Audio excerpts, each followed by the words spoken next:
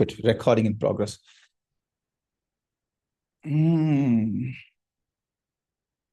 Yes.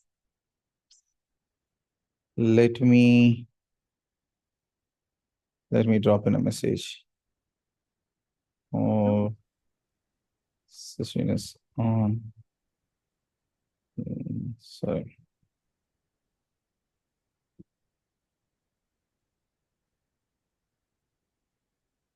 Okay, let us start with Dr. Rakshata from Delhi. Yeah. There are two people from Delhi, Rakesh Bhaiya and Okay. Rakshata, I guess. Okay, we'll start with Dr. Rakshata. Okay. So I actually did my NLP first time, of course, when I first met you. That was before COVID time. With Vikram And yes, with Vikram. in But Nehru Park Place. in the Nehru place. Okay. And that was like, okay, many things were discussed. And most of the things were like overboard. कहाँ चला गया पता नहीं चला. But then, yes, it was like, okay, time well invested. Okay. Even though did not take away too many concepts per se to embrace or something like that. Then, of course, I learned that if I have to really put my fundamentals in place, then I need to connect with Art Karthik. And whenever that he is doing the program, I need to attend that program. And that's where, and I think since then, I have never looked at any other NLP person anywhere in the world. I only track Karthik and I wait for him to do the programs and I chase him to do the refresher or whatever. So in 2021, I went to Coimbatore to attend the program in person. Just to put, and I think that was the first time when I came back with an experience and takeaway of certain concepts which I did. The exercises that we did, I tried to use it in some of my small groups whenever and how much ever that I got the opportunity. And people also enjoyed it. And most importantly, that TikTok question. Okay, we will achieve we have to together win to play. Okay, and that was that exercise which we did. But more than that, what really changed was the language that I started using. Okay. And not only in myself, but even in others, I started noticing that change in terms of how we are supposed to be articulating whatever that we are saying. So that was the biggest shift that I saw in my own thinking. And ever since then, I have seen the impact of it because the moment you change some words, the entire execution, the thinking changes first, and then the execution also starts changing. So that's my biggest takeaway in terms of till here that I wanted to implement the goal setting exercise, integrate it with the OKRs and all those things. So I tried integrating some of the concepts through the NLP way. I have not been so successful, but then in for others, but in my own way, I know there is a lot of value in this whole concept, and that's the reason why I again and again I keep coming. But it is like I'm still at the bottom. I'm not rising. Okay, because I'm not doing enough to rise. So Okay. that is where it is. How do you know that you're not rising? Because I have not done any advanced programs or anything. Okay. Right. Yeah, The basic not program participated. itself is enough if you implement it all. So whenever people talk about masters and all, I say that if you are implementing the basic NLP practitioner itself, it's okay. Masters, if you want to become a life coach or trainer or something more, then masters is something that actually is transformative. So I believe you already have started to notice the patterns of language in you and in others. So that itself is a very good start. And by things will become better. We will see how we can Yeah. make that happen. Thank you. Yes, Sarika. From Delhi, we are going to Pune, I guess, now. Not Pune, near Pune. Shangli. Sangli, my place. Shangli. Yeah. So, hi all. Good evening. Nice to see you. And as I said in the chat, absolutely delighted to be back in this session with Karthik.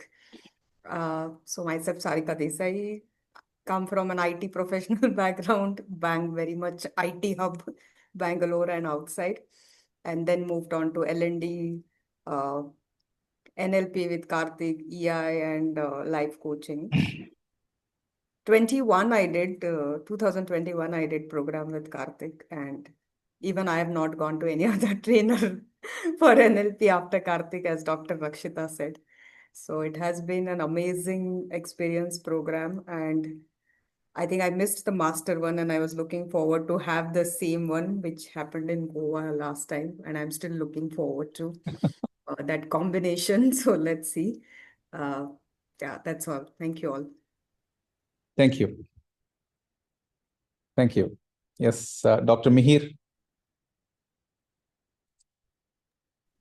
Hi, good evening, everyone.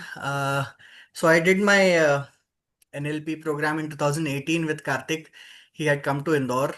So I'm from Indore, Madhya Pradesh, and I practice here as a physical therapist.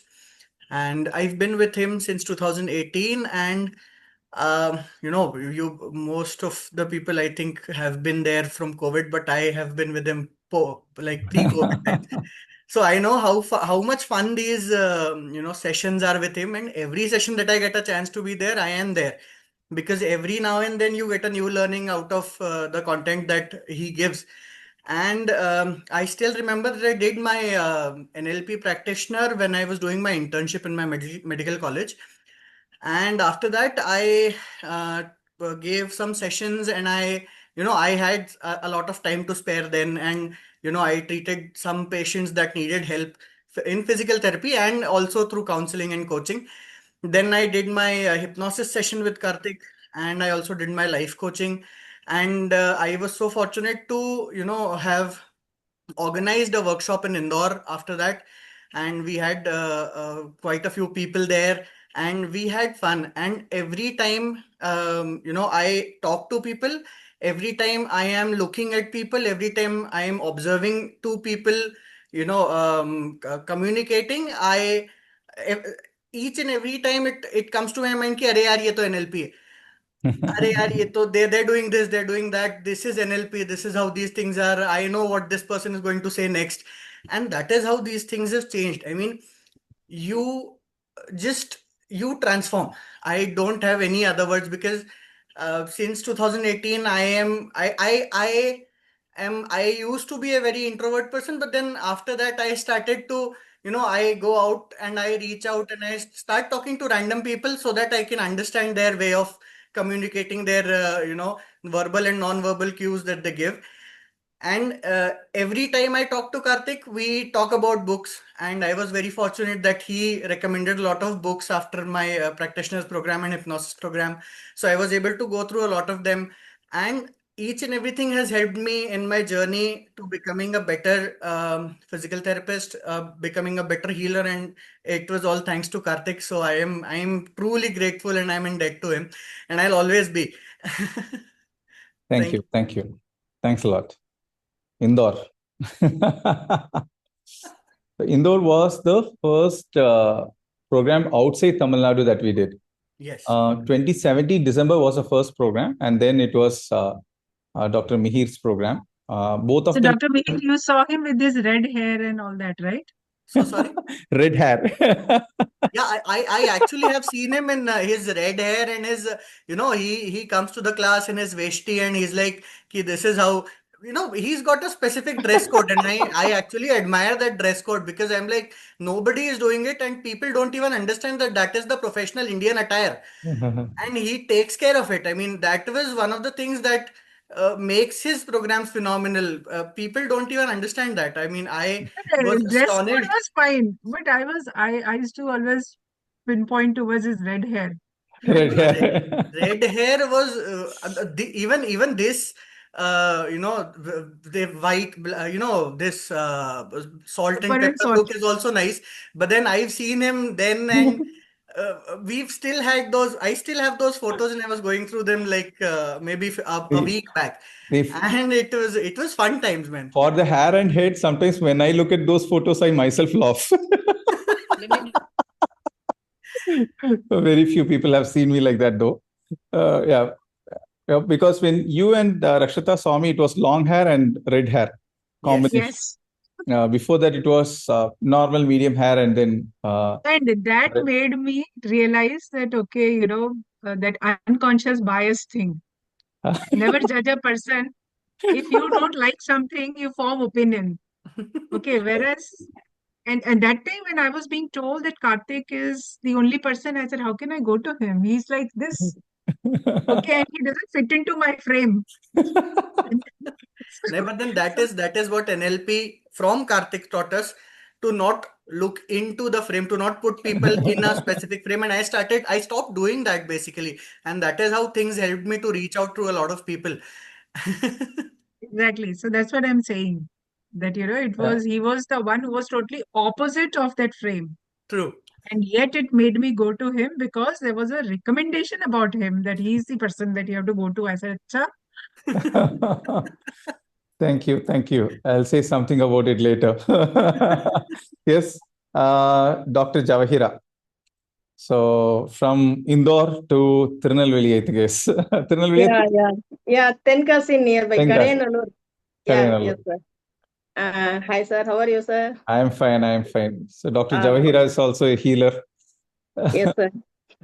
Yes. I am Dr. Jawahira Salim, homeopathy physician.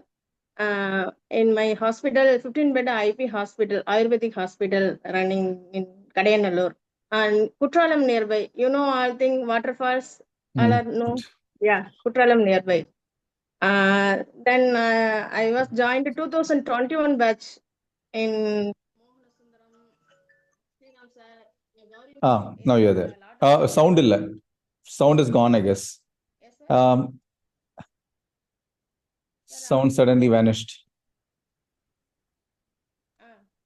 Then Karthik sir, why Can others hear? Sir, is audible? It's very low. I think my Bluetooth is off. I Very think so. faint. Now it is audible. Okay. It's others who were audible, is it? Yeah. Yeah, audible, sir. Yeah, audible. Perfect. Okay, sir. Sir, Karthik sir wife is my JC friend.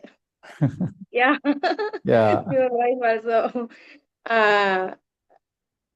And I'm not joined the advanced program of NLP, but I'm eagerly waiting for the advanced program. NLP is a good, amazing program. I have a lot of friends, and in my homeo mind syndrome is similarly related to NLP courses. So both are similar. Sometimes when patient entangled. So far, nothing. Okay. Hi, good friends. Thank you. Thank you. That was nice. Thanks. Okay, sir. I think Dr. Javahira was in the first Tamil online program. Yes, sir. Right? Yeah. Yes, sir. That was a different group. 2021, I guess. 2020. Yes, sir. After Corona time. After Corona. COVID time. Yeah. Yes, sir. COVID time. Thank you. So next, it is just a minute. What's next? Mohana Krishnan,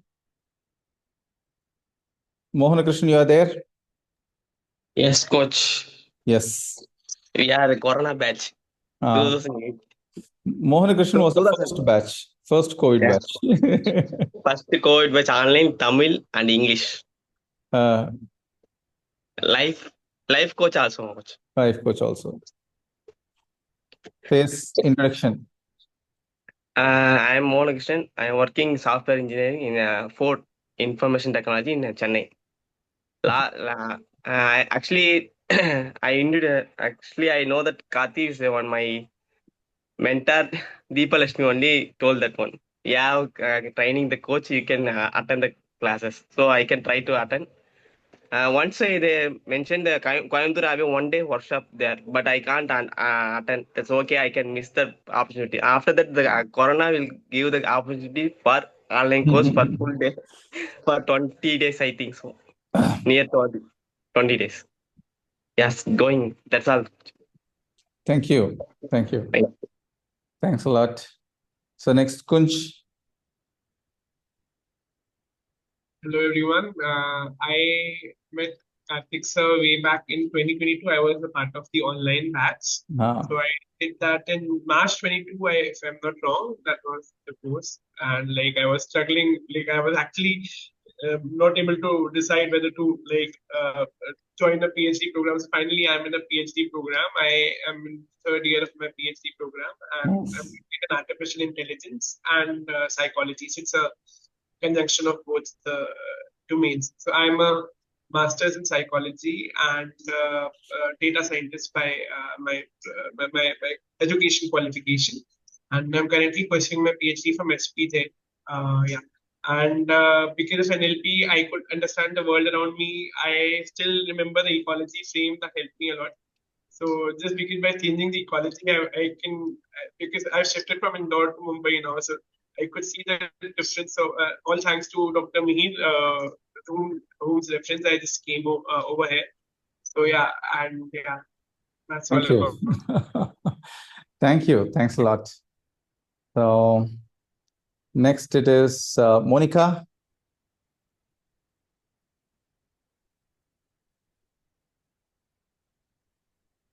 Monica, you're there?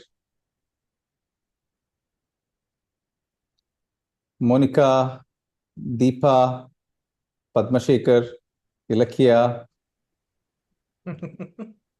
Hey, hi. Yes. Hi. So my association with Karthik has been from 2016 onward through Chennai Trainers Forum. And I first contacted him, and of course, I knew that he was taking NLP. It was something fairly new, and I was into soft skills there. So I took help from him for helping out with my daughter during her 10th and 12th. And when she was doing her 12th, way back in 2018-19, I got into NLP. And we had two sets of it. So one part of it earlier, and then we completed in June 2019, if I'm not wrong. 30th batch, is that right? Yes, I guess so. 30, 31, 32 within that. 30th batch, if I'm not wrong, because we celebrated it with a cake, and we had cake cutting. We actually enjoyed. It was an experiential learning through it. And it's not that I do not know many other NLP trainers, but if I had to recommend somebody do NLP, I would definitely recommend Karthik. Thank you. A, for the content he covers, B, for the experiential learning we have, and the continuous rapport we build up through till date, for that matter. Yes, Mihir? I'm sure Yes. we can vouch for that as well. Yes. So I've got a large friend circle out here right now. And thanks to Karthik for that. Thank you. Thanks a lot. I think I would like to echo that, because it is concepts many people can teach, but it is the person that you are which establishes that connect differently. Thank you. Thank you. Thanks a lot. So all praise goes to you guys for making me into whatever I have become. So, okay, just a minute. Let me go to the normal grid, replacing all the pins. Okay, so others, whoever are there, I think Monica is there. Monica, can you introduce yourself? Your audio is fine now. Yeah, hi. Hi. Yeah, okay. Hi, everyone. Okay, I'm okay. So you see my name, and I'm from Ooty. Okay, I'm a soft skill trainer and career counselor.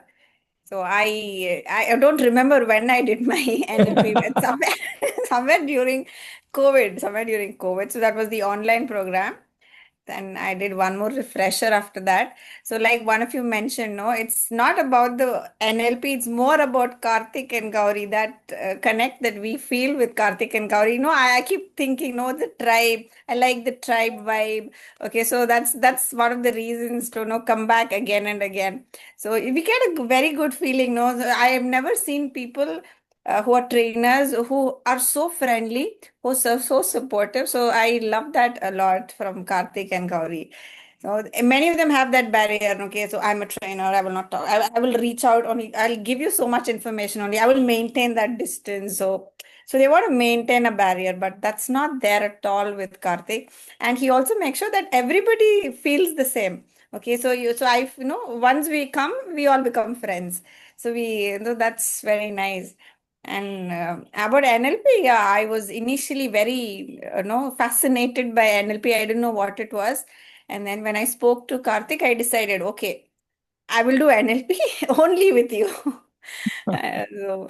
So for me, where I've applied NLP is more in the meta program.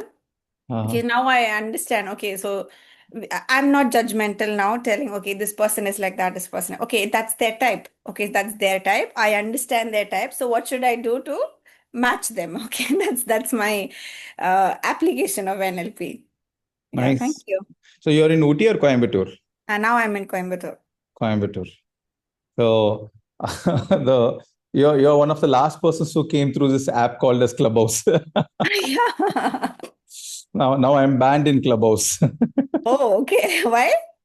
No, I think, I'm not sure, but the last conversation I had with someone, there was a group where Pakistanis and Indians were interacting when the Operation Sindoor happened. I think I made a comment. They told something. I told that there's something about terrorists. I told we'll be sending more body bags of terrorists soon, something like that. I think that was the only comment I remember that would have triggered. But after that, I was banned. I did not also try to recover it. I should be trying to do because there were a lot of people over there. I guess there is a pile of message which is there. Last 6 months, I have not been there. I've been No, back for the last after 6 months. COVID, I've never gone back to Clubhouse. Yeah. So Clubhouse was happening. I always believe that I always used to think that they should have sold it when the time was right. Now they're not, I don't think they'll be able to sell it. But nice app, connected a lot of people, gave a lot of people opportunities. A lot of big people actually connected. Ashish Vidyarthi, this Green Trends, Kumaravel, or this guy, who's this Punch guy from Velumani. Velumani. Now he's famous in all the other Success platforms. Gyan, I think, no? Yeah, Success Gyan, and even a lot of podcast and everything. But yeah, things moved fast. Yes, Padmashekhar sir, can you? Yeah, good evening all. This is Padmashekhar. Actually, my native is Kanyakumari as Karthik. So I am in Chennai now. I did my NLP in 2023, 2 years back. So I can say he is the best in India. if someone asking for NLP trainer. And regarding that 17th Tamil program, right? I referred almost 25 or 30 people. Wow. Definitely at least 10 people will join. Thank you. So, yeah. But if you ask me about NLP concepts, I don't know anything. But the transformation happened because after the NLP program, I understood myself. Who am I? Why I am doing like this? Yeah. First, I accept myself, whether it is failure or success. I started loving myself. So things got changed after that. So I'm leading a technology kind of community in Chennai, around 800 communities in Chennai, and 5 communities in India. And unfortunately, I didn't got selected as one of the MVPs. Usually, that technology company used to select around 24 people annually. If I narrowly missed that kind of transformation, I didn't expect. These kind of things happened only after NLP. Thank you so much. Thank you. Thanks a lot. Yeah. Yes. So good. So a lot of other people. Padmashekhar's points. So I don't know how many of you would vouch for this transformation of NLP. Whether it's not about learning the content, it's first of the self transformation that we all experience before we actually execute what we learn. True. So that is one thing that worked for me also. If I remember it right, When I did my first NLP program, a lot of people ask, why did you select NLP out of all the other tools? So one thing is that if there is one program that created a lot of transformation, gave a lot of clarity, gave a lot of ideas, and gave an idea that there can be solution to anything and everything in life that is related to the mind, that was NLP. That always has been NLP. So that is where things changed for me, and that is where we are right now. So thank you. Thanks a lot for all the lovely introductions. So NLP basically is about your own transformation first. So we are going to start the topics while getting into the topics. See, one thing is, what is NLP? When we understand, first we will understand what is NLP. So let me just tell you the flow. I already told you the flow. We'll be getting into each of the chapters, topics, and then we will discuss about what we understand, what is that, how is that we can apply it. And if you have any questions, we will discuss it. So practice session is something in this time frame, something we cannot do. Already, I was just thinking that can we do a refresher in 2 days? Then I understood it was too, crushed, so it cannot happen. So now we are doing it for 4 days. Okay. So first, to understand what is NLP itself. Okay. What is NLP? Just to ask all of you, what is NLP? If one or two of you can tell your own definitions of NLP, what you feel NLP is. If you can define NLP in a sentence, what will NLP be? Brain wiring. The way that Rewiring. I think and process. Beautiful. Thoughts and process. Good. Others? Personal development. Personal development. Okay. Something that's rewiring personal development falls on the same plane. Good. Communication approach. How you can change your communication, understanding the communication approach and how you can change. Good. Cognitive restructuring through language. Cognitive structuring with language, of a language. A lot of things can be told regarding that. Cool. Influencing ourselves and the others. Influencing ourselves and Positive. others, right? In a positive way. Good. So, yeah. So subconscious reprogramming, neuro-linguistic programming. Okay, good. Can be told. So multiple definitions. And basically, as I've told, my definition of NLP has evolved over a period of time. Initially, for me, it was scientific spirituality, because for me, spirituality was how is that you can be in sync with yourself, and how is that you can be in sync with the people around you, so inside and outside. So that is something that transformed a lot in me. So I used to call NLP as scientific spirituality. Over a period of time, the definitions were different, but the core was the same. The latest definition that I had was programming the subconscious or unconscious mind consciously. So we all have a conscious mind and an unconscious mind, right? So what is conscious mind? Now you're listening to me, listening to the sound of my voice, trying to concentrate, trying to focus. But when you do that, you would have missed something on the background of the screen that you're looking at, or you would have missed the sensation of the chair touching your body. You would have missed the sensation of some sound here in the environment. All of these which comes to your attention as and when I say. So all of these things which was not in your attention is in your environment, which is not in your conscious awareness, but still you can bring it in your conscious awareness. Unconsciously, it will be there. And as I always say, whatever is unconscious has more power or more control on you than what is conscious. For example, the way you sit is not conscious, right? The way you are sitting, holding your posture is not conscious. But still, that has a tremendous impact, right, in the quality of life. The way we breathe, the way we relate ourselves to food, the way we relate ourselves to people around us. All of these things can be unconscious choices. Our habits on a day-to-day basis, our beliefs on a day-to-day basis that we carry within ourselves, the patterns that we follow, all of these things are very unconscious, but has very deep impact on us also, right? We may not be, when you ask people to tell about their beliefs, a lot of people struggle to think about the beliefs that they have. You have to ask them 4 or 5 questions for them to finally confirm that, oh, that is my belief. This may be my belief, So belief is something that is very deep rooted, and the belief that you hold can make you or can break you, right? So the map of the world, as we call in NLP, is something that is defined by whatever we have already had, our past experiences, right? So that is what makes our habits, our beliefs, our patterns, our postures, our language, everything. And these has more impact on us than anything else. So basically, NLP is about understanding those patterns and programming or reprogramming them as we wish. Someone has a bad pattern of a bad belief system. Someone has a bad pattern of a bad habit, bad behavior, or bad alignment in life in terms of their goals or whatsoever it is. NLP is something that creates all those alignments and takes things forward. Okay. So multiple ways it can be told.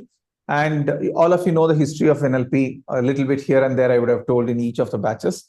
1970s, two people. Okay, the actual history is initially Richard Bandler and Frank Puslik came together. They were curious to understand how certain people were able to be successful. So they were researching on a few people. One of the person who fascinated them was Fritz Perl. Fritz Perl was a person who was into Gestalt therapy. So Fritz Perl's methodologies was very much powerful according to them. And they did not have access to Fritz Perl because he was long gone by then, but they were videotapes.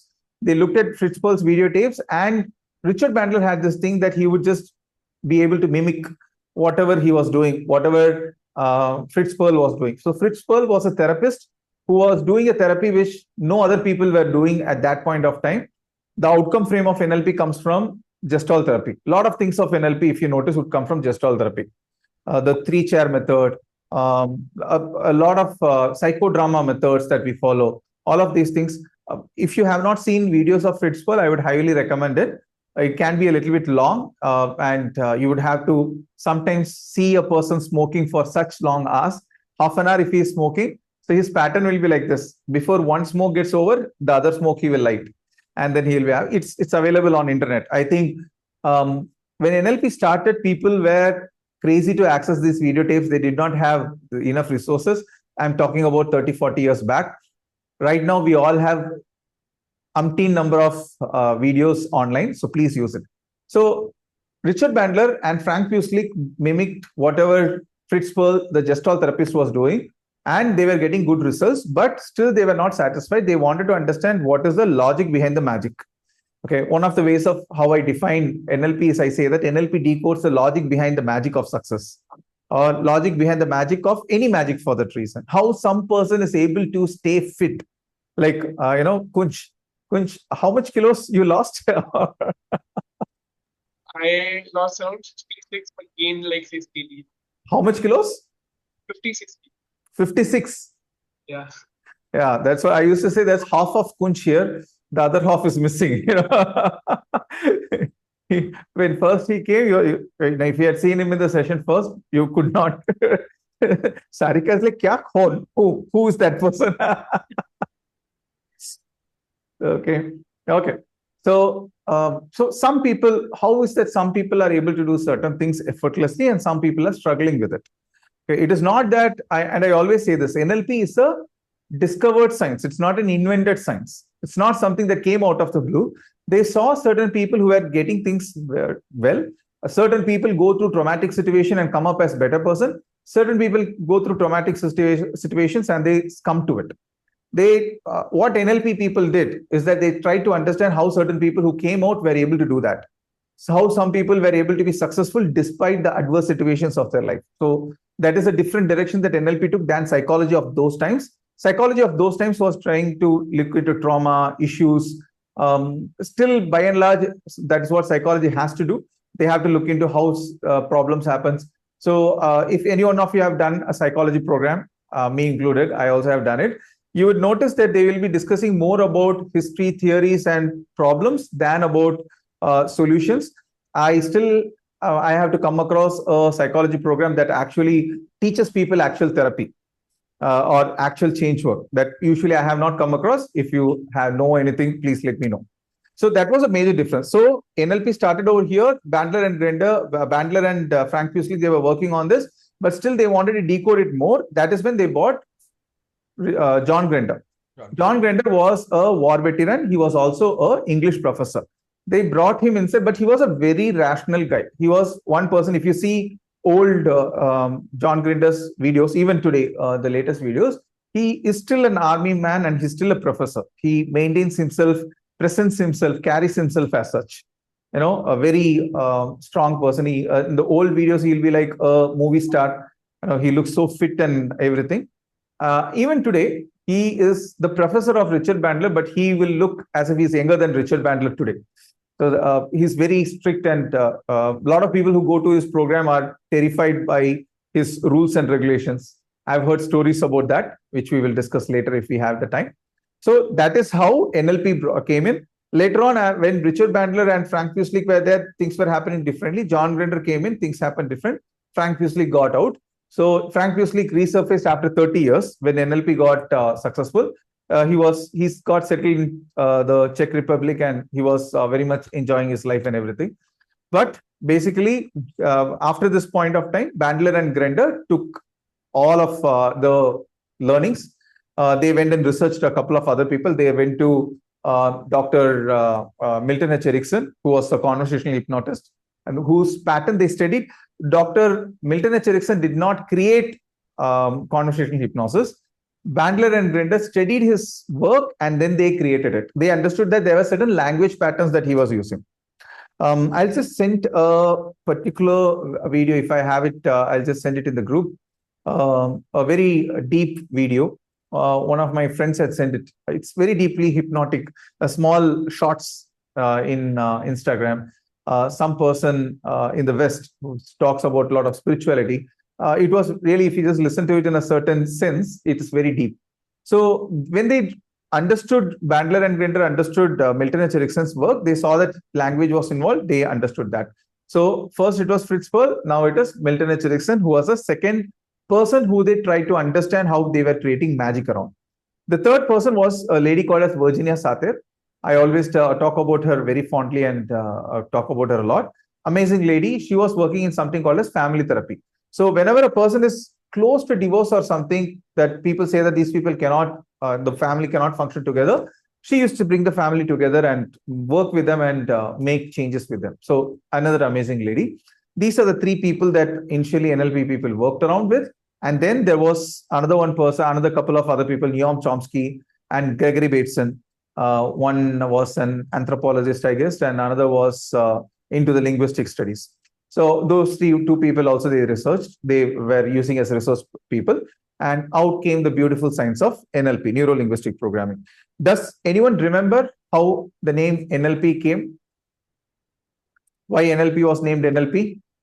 Traffic police car. Yes. So once Bandler was traveling like crazy, so he had a lot of books in the back seat of his car, and when he was traveling, he just was caught by a highway rookie, the friends of police kind of people there in US, and he was asked, "What do you do?" At that point of time, he was just in his research work. He had quit his job. I think he was working in NASA or something, and he quit his job.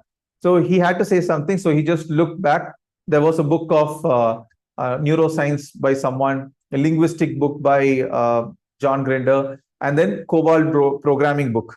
So he just looked at that and told that I am a neuro-linguistic programmer. And the person told, wow. Okay, so there is no logical reason for it. The same as Apple. I don't know if you know how the name Apple came, and a lot of brands came. So it's just a funny thing. Although a lot of people say this is the reason for the name, it also fit in. It's not that it did not fit in, but that is the reason that's how the name actually came up. Clear? Okay. So that's a small history about NLP and what is NLP. Any questions at this point of time? And areas of where NLP is used, training, coaching, counseling, therapy, self-help, anything related to self-help, you can see that in NLP. You can have a tool of that in NLP. Right? So that's the areas where NLP is being implemented, can be used. Clear? Questions? Anything? Nope. Good. I think all 12 people have come. Yes. Could we repeat this perceptual position to chair technique of Fritz Perls? So, see, the empty chair technique was a psychodrama technique that they used to do. Most of the techniques of NLP you can relate to Gestalt in one way or the other. See, okay, what used to happen is when you say psychodrama, you will have to play a role, you will have to actively express, you will have to actively talk. Let's say I have a conflict with someone else, my friend, a friend of mine. So there will be two chairs facing opposite to each other. So there are many versions of it. This is one of the earlier versions, first versions. So you will have two chairs facing each other. First, I will sit on this chair and I will talk to my friend as if I am talking to my friend at that point of time. Then I will have to go to the other chair and talk. All of these time, another person will be looking at you, watching you. So you will have to, it will be a psychodrama that you're doing. So that was the empty chair technique. It was a little bit time consuming one. The person had to have a certain level of rapport with the counselor or a therapist so that the person can actually talk out stuff. There was one downside that a lot of people felt is that whenever you are putting out a lot of content, you will try to defend yourself. You will. I'm not sure if you have gone through situations in your life or in your coaching and counseling services where people will tell you a definition of or version of their story. And when you understand that actually the other person's story, you know, Atta Pavi, oh my God, this was never in my mind. How could this happen? So people always try to put on a very good version of their version of the world. You know, a lot of times this happens in terms of whenever I have mentored someone, they come and say, oh, this person told such a horrific story. So I always ask them, do you know what the other side is? Did you try to understand or something? And once it happened that one of the persons who was a counselor, after a couple of weeks comes and says, oh my God, this person is the most toxic person that I have known. I asked, who's the person? It is the same person I was talking about last couple of weeks earlier. That person was at that point of time seemed to be like a bunny, like a very soft person. Now the person has become such a toxic person. So empty chair technique has this one issue that people always try to put the best attire before everyone. So there the conversation, because the initial conversation starts like that, it does not, it gives results. A lot of people have gotten results, but still three chair is a little bit different, or perceptual position is a little bit different from that. Perceptual position is something that Robert Dills evolved from that, from what I remember. Perceptual position, and there are three methods of or techniques of Robert Dills that you have seen. Walt Disney strategy, this neurological levels, and perceptual position. Okay, cool. Thank you. Okay, now coming to the first and foremost things that we saw in NLP was frames, although there are only two ways of doing an NLP program. I always say this, starting an NLP program. First way is through going to the first pillar of NLP. Do you know the 4 pillars of NLP? Anyone? 4 pillars of NLP. Does anyone remember it? I'm not sure if it is part of any of your book also, but there is an idea or concept called as 4 pillars of NLP. And I would say this is 4 pillars of life also. Whatever you want to do in these 4 pillars will be useful for you. You want to be successful in life in your profession. You want to be successful in life in terms of your finances. You want to be successful in life in terms of your relationship, whatever it is, these 4 things will be useful. 4 pillars. No? I think I know. One is VAK, the other one is Repo. Outcome. Yes. Yeah, I mean, I don't know the specific. Yes, absolutely. We are coming there. So first is, or let's just put to whatever Mihir told, just to put it in the line. The first thing is outcome. Yeah, knowing what you want. Knowing what you want. I'll give you some examples. The second one is sensory acuity. Yes, what Mihir told us, VAK is sensory acuity, having sharpness of your senses. So first, you have to know what you want. Second, you should have enough sharpness of your senses. I'll define all of those things. And after you have sharpness of your senses, you should have enough rapport inside and outside. I'll come to what is rapport inside and what is rapport outside. And finally, you should have enough flexibility. Exhibit enough flexibility. That's the 4 pillars. So anything that you want to do. Let's say you want to do well in your profession. First, you have to set an outcome. What is that I want? Right? A lot of people get stuck in life because of a simple thing. They're not clear about what they want in life. Okay, I want to be successful. I want to learn a lot of money. I want to be healthy. that specifics is not there. They are not sure about what is their outcome. One activity that we have started to do in the practitioner programs when it comes to goal setting is writing 10 whys as to why the goal is important to you. So let's say someone says, I want to become fit. Why do you want to become fit? Write 10 reasons. So for example, first we make the person define what fitness is. Is fitness running a marathon for you? Is fitness getting down by 50 kilos? Is fitness sitting in a posture without any movement for 1 hour? Is fitness able to do something that others are not able to do? What is fitness? Or is fitness having the best blood parameters? My HbA1c is here, my D3 is here, my B12 is here. What is fitness according to you? You have to define that. Okay. And after that, you have to write 10 whys. Why is it so important to you? So that the outcome becomes strong and solidified. There is a saying, they say that whenever you are planning, if at all you are planning to quit your goals, whatever you started, always remember why you started. Now, the problem is a lot of people don't even start with that why. Right? So having a very strong outcome is very important. What is, or at least knowing what is that I want in this situation. One of my favorite examples is that without knowing outcome, people have lost friendship. Someone comments something or makes a post in social media, a very good friend of yours for 20 years. Suddenly that gives you an idea, what this is stupidity. It has been proven as a fake news by a lot of people. You type in a comment saying that fake news, don't spread fake news. That friend types down, how do you know it is fake? And you type, everyone knows it is fake. That person calls you name. You call the person name. A friendship of 20 years goes down the drain in a comment section. Had you just thought about what is my outcome there? What is that I want there? A lot of things would have changed. Right? So one of the things that I always go back to is outcome frame. So after COVID, I also got this idea of somehow we have to do psychology, psychology course, and enroll into a psychology course. Okay. One of the things I noticed early is that content was very over and above, not deep. So a lot of people got furious. People were asking questions and everything. And one thing that got my sanity back is that what is my outcome?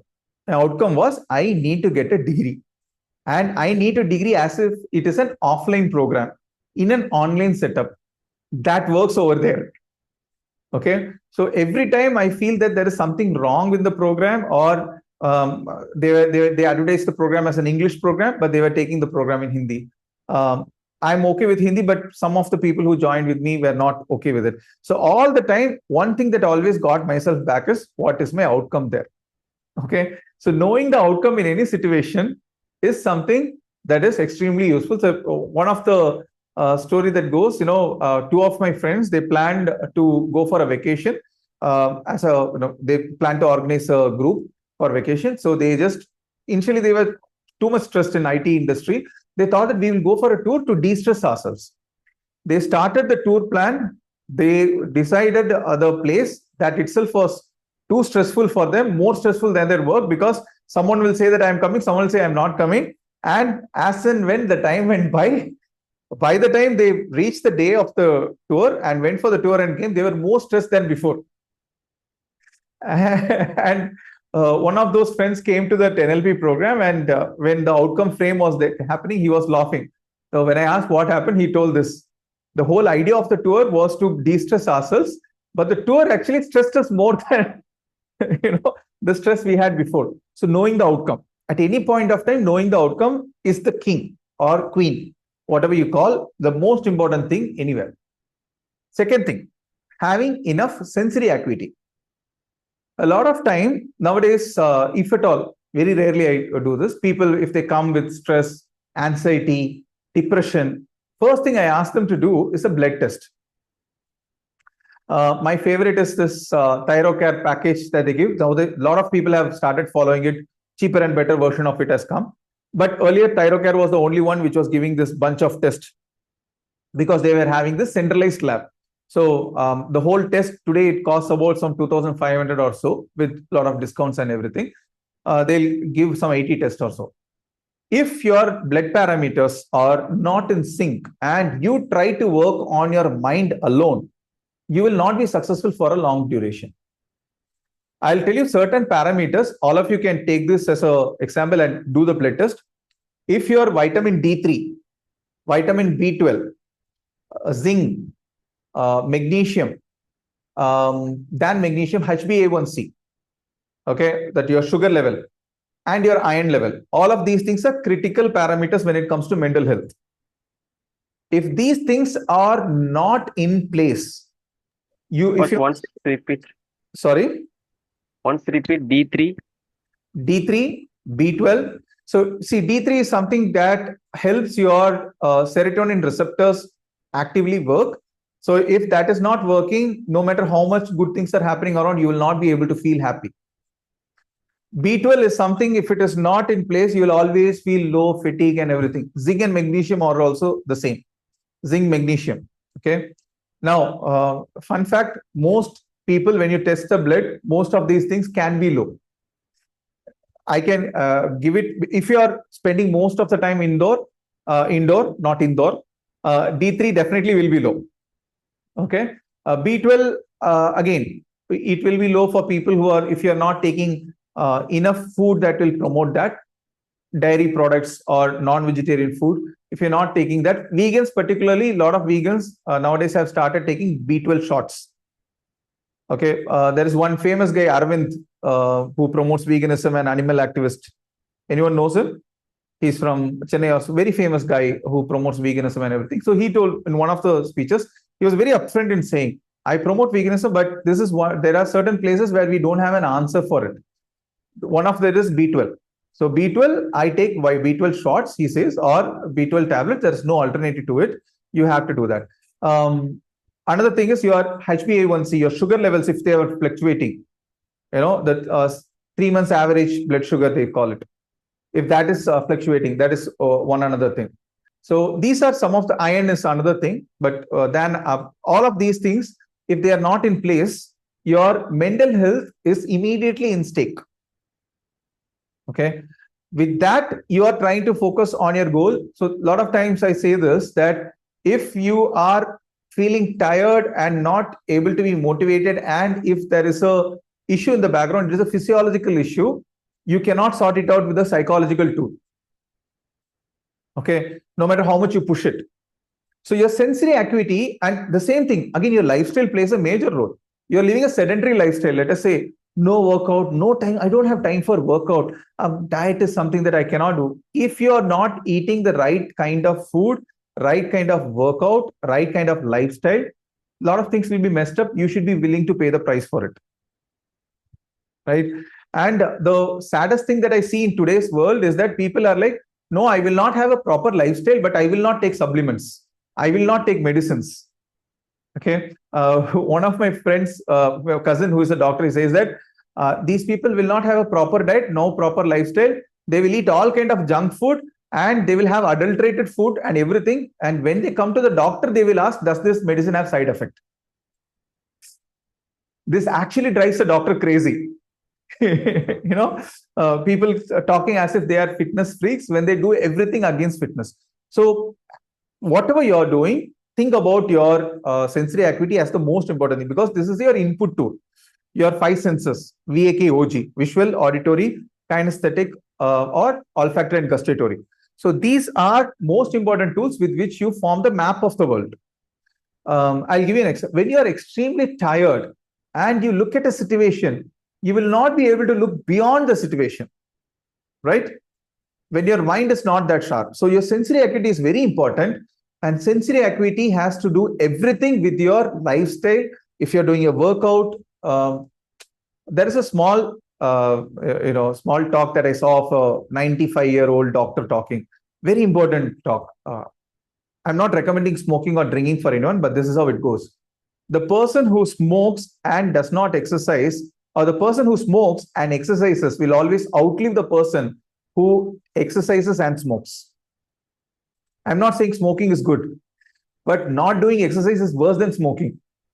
Now, this may give a lot of people idea, okay, anyway, 1 hour is gone, let me go and smoke also. I'm not telling that. Okay. So there's a friend of mine who used to say that sitting 2 hours in a chair continuously creates the physiological effect equivalent to smoking 2 cigarettes. And he always gives examples on cigarettes. I asked him one day, how is that you give a lot of examples based on smoking? He says the most research data we have is of smokers. So we always can bring only something from that. So always remember this, your sedentary lifestyle, you saying that workout, when I say workout, I'm not telling you tomorrow to enroll into a gym, do a yoga program, go for a marathon. Whatever you're doing, just see 10% how is that you can improve. That is something that will come up tomorrow. I'll help you understand what is that you can do around it. Okay. So the first thing is knowing the outcome. Second thing is your sensory acuity. Your sharpness of your senses is applicable and is in place every place. Okay. So knowing your outcome, having your senses sharp. Now, this is not NLP's 4 pillar. This is your life's 4 pillar. In any situation, know your outcome. You are in a relationship, know what is your outcome in a relationship. Unnecessary arguments or unnecessary things that you think will make you feel better, not necessary. Sometimes that is the exact thing that will make your relationship into the drain. If you are looking at finances, one of my friends, a very planned friend, recently, at least in Tamil Nadu, I know this, there was a series of scams going on. Something called a Shijao, Arudra Gold, something or other thing. So this was a very planned friend who wanted the finances to be really well. So, and he unfortunately did not look at a lot of things. His sensory acuity was somehow low at that point of time. Invested about 25 lakhs into a scam that actually gave him, initially they gave him 4 lakhs after investing that. And I don't know how such a clear guy with a lot of logic invested in something that told that they will give him 12% every month. That is impossible. 12% in a year is itself impossible sometimes. 12% every month. And now the whole money is gone. Why? The outcome was not set that clear. The sensory acuity was not that sharp. And the third pillar, have enough rapport. Okay. What is rapport? Now there are two rapports, external rapport and internal rapport. What is internal rapport? What is internal rapport?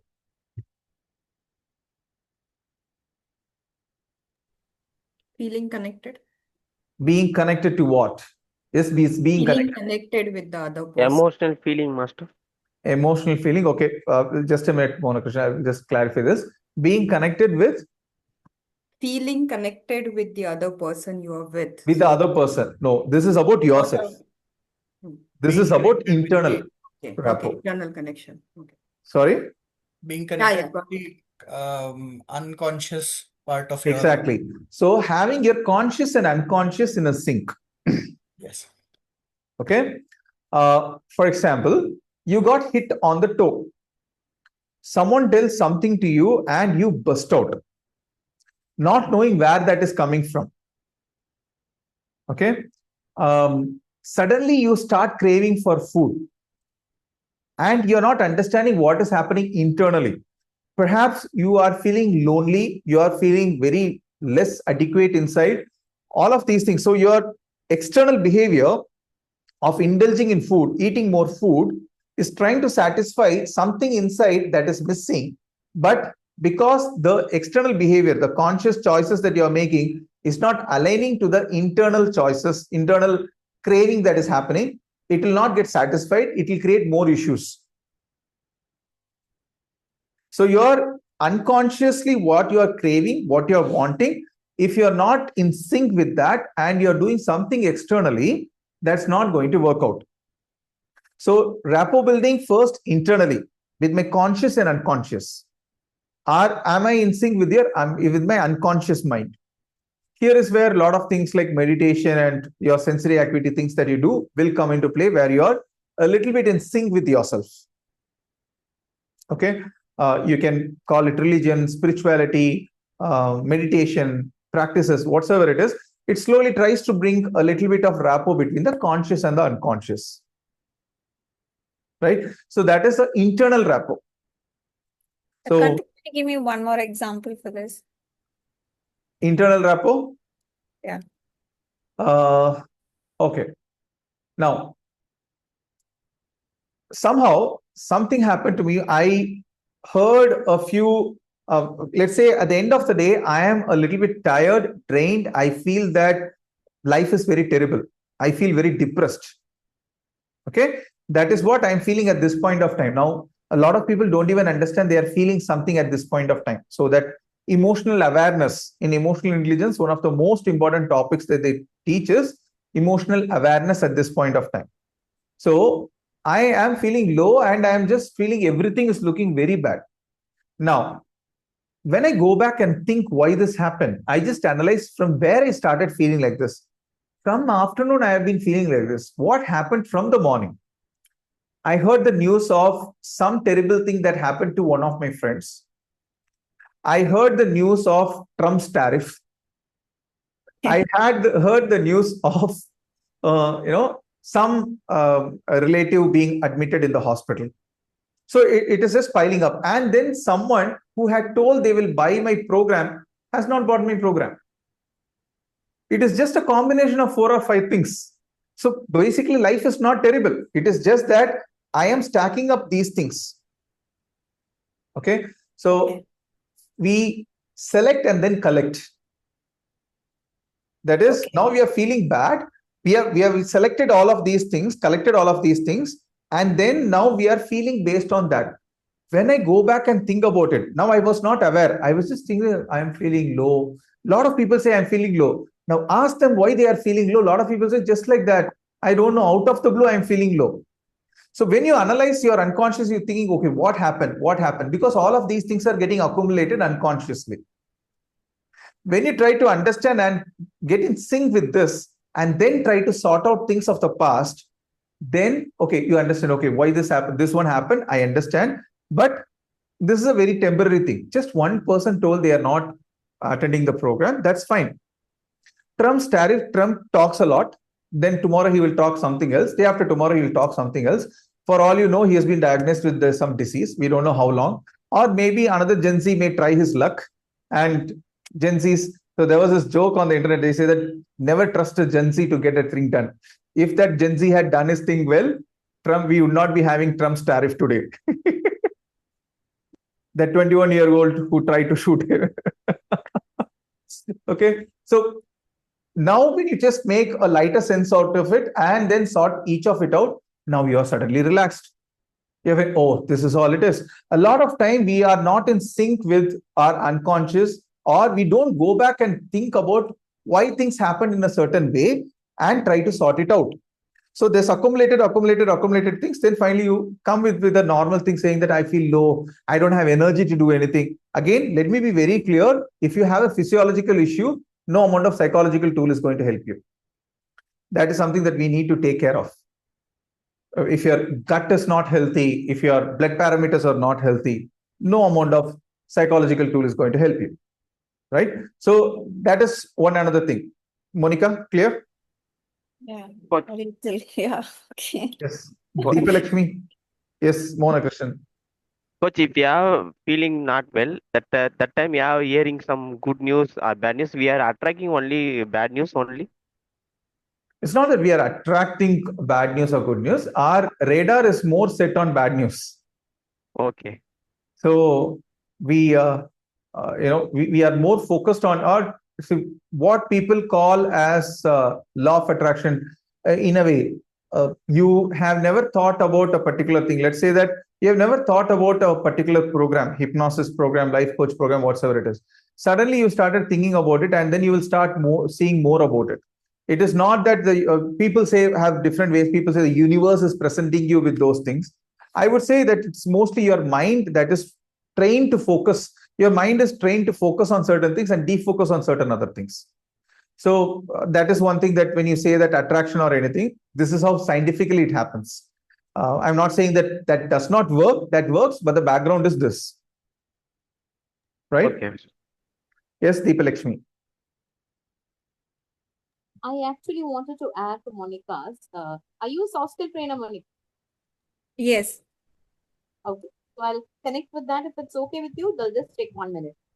Yes. Yeah. You go to 50 to 60 students and you find around 10 students who just don't want to pay attention or are naughty or do not understand. What do we internalize? I'm sorry, I'm not able to hear you clearly. Can you be a little more louder, please? Yeah, voice is Yeah. a little bit low. A class of 30 or 50 students, Okay. out of which 10 to 15 students are not listening to you. How Yeah. do you internalize it? How do you? Internalize it. How do you take it in? Okay. So there are 30 of them who are listening. Yeah. Okay, so No. my concentration will be on them. So if I'll try to bring these, so if they are still against that, okay, I'm not in that listening mode, I ignore. That's okay. So I choose not to look that side. Okay, I will look at the people who are listening. What you're doing is externalizing. So when you internalize it, you either say, okay, do I need to improve somewhere, or am I not doing it correctly? That is internal talk, right? Now Yeah. that rapport, what happens is that will spoil the rest of the class as well, and the further class thereon. So that rapport is what he's talking about, of recorrecting and rewiring. That internal rapport, what he's connecting to. Correct me if I'm wrong, Karthik. Monica, did you get it? No. So I was maybe somewhere fixed on where you were talking about craving. So I was thinking that, okay, maybe I'll give you an example. Okay, so you maybe you want to eat certain kind of food. You make, but you unconsciously make some other choice. Okay, so are you talking about this sync, or is it no? No. The thing that I was talking about is also related to what Monica is saying. Then you may have to go back and think, what is that made me crave that? Did I think I should not eat this kind of food that is actually making me programmed to go towards it? Or is it that I'm feeling very emotionally low that is making me, let's say, sweet for sweet and chocolate for that reason? If you're craving a combination of these two, mostly it is that you're feeling low and you're trying to satisfy your internal lowness with something outside that is exciting. Any kind of fast food also for that reason. So you wanted to make a healthy food choice, but when you went and saw certain things, you are automatically starting to get into that. So what is that is making you do that internally? My external behaviors is something that is harming me. What is that internally that is trying to do? A lot of people are not aware of this. Okay. So when you I decide on something, but when I'm still not able to do, I should reflect back. Why is this happening? Exactly. Okay. Yeah. Now I get it. A lot of people say this. It's a favorite thing of a lot of people say, I know I want to do this. I have to do this, but I'm not able to do this. I'm not getting up and working towards it. Have you heard people say this? Yeah. Yeah. So that is another thing where there is no sync between your. Not only people, I also say that. We are the people. Today, we are the people. I was talking to one of my clients. No, I just told that he's a fitness trainer, and he has to finish a particular certification. So he told that it's been about 6 months that he has told that he has to finish it. Still now he has not even started. So I asked him to send a message to his. I contact his the certifying body person. He told I'll contact tomorrow. I told contact him tomorrow. Never comes. So let us do it today. What will happen today? He told he does not pick up the call. I told, okay, then what else can you do? He told message. I told send the message and send me a screenshot. He told, why are you asking to send a screenshot? I told, basically, I'm a very lazy person. I know the pattern well, more than you. So as Akshata told, I am the person also. We are the person. So when you try to understand why things happens, then you are a little bit better. So that is also coming in terms of the sync. Yeah. So, Yeah. Thank you. Yes. so we Mohan? so we need to listen our thoughts internally. Understand it. Understand what Okay. the patterns that we have set in ourselves. Okay. Right? Okay.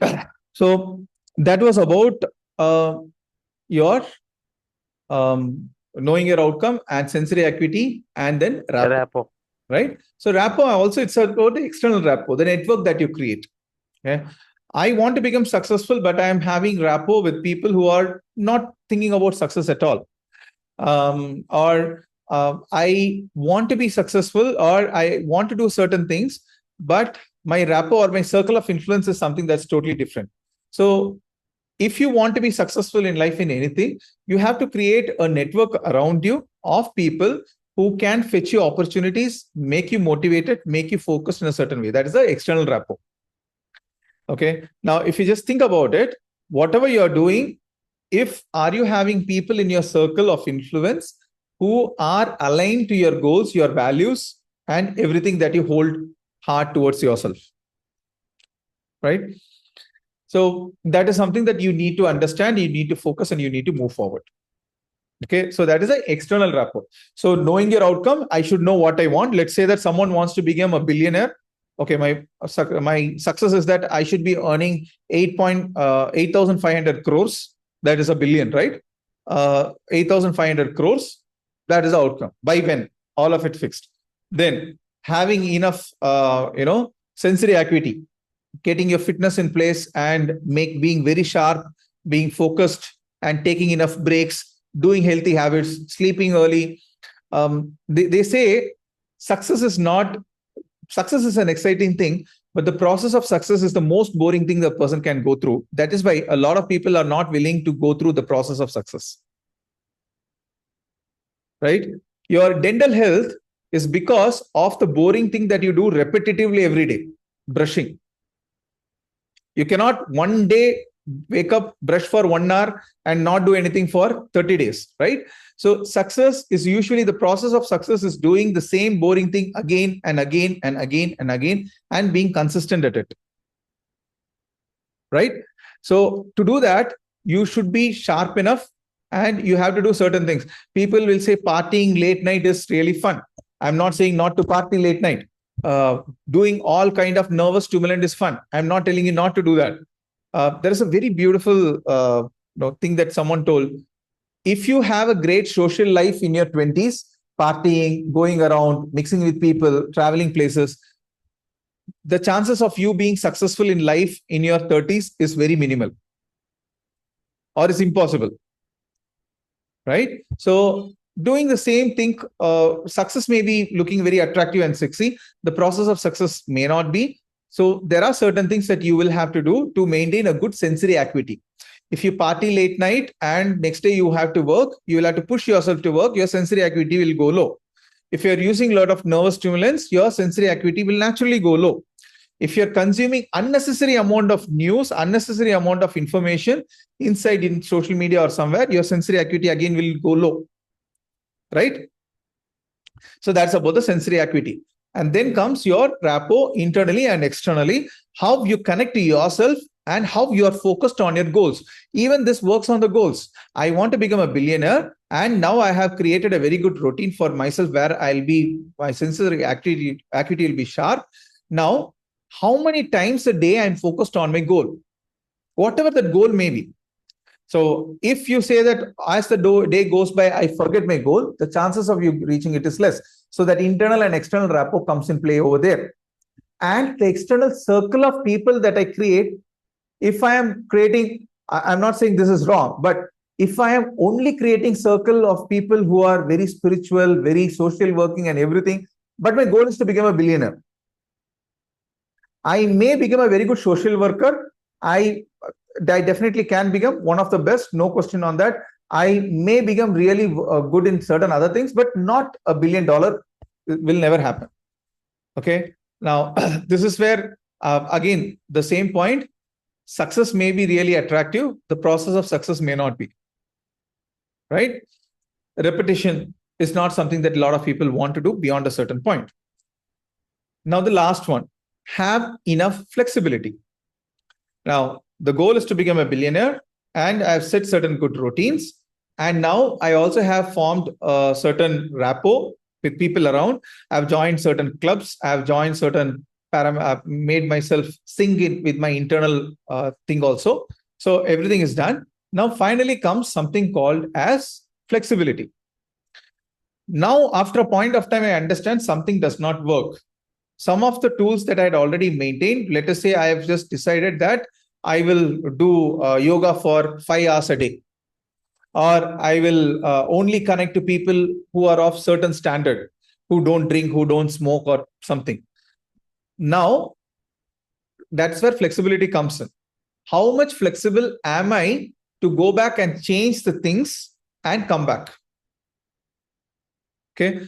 one of the presuppositions you remember, one of the most powerful presuppositions, the person with the most flexibility is the most powerful. Think about evolution. The strongest animals did not survive. The weakest animals did not survive. What survived was where the animals which was ready to adapt.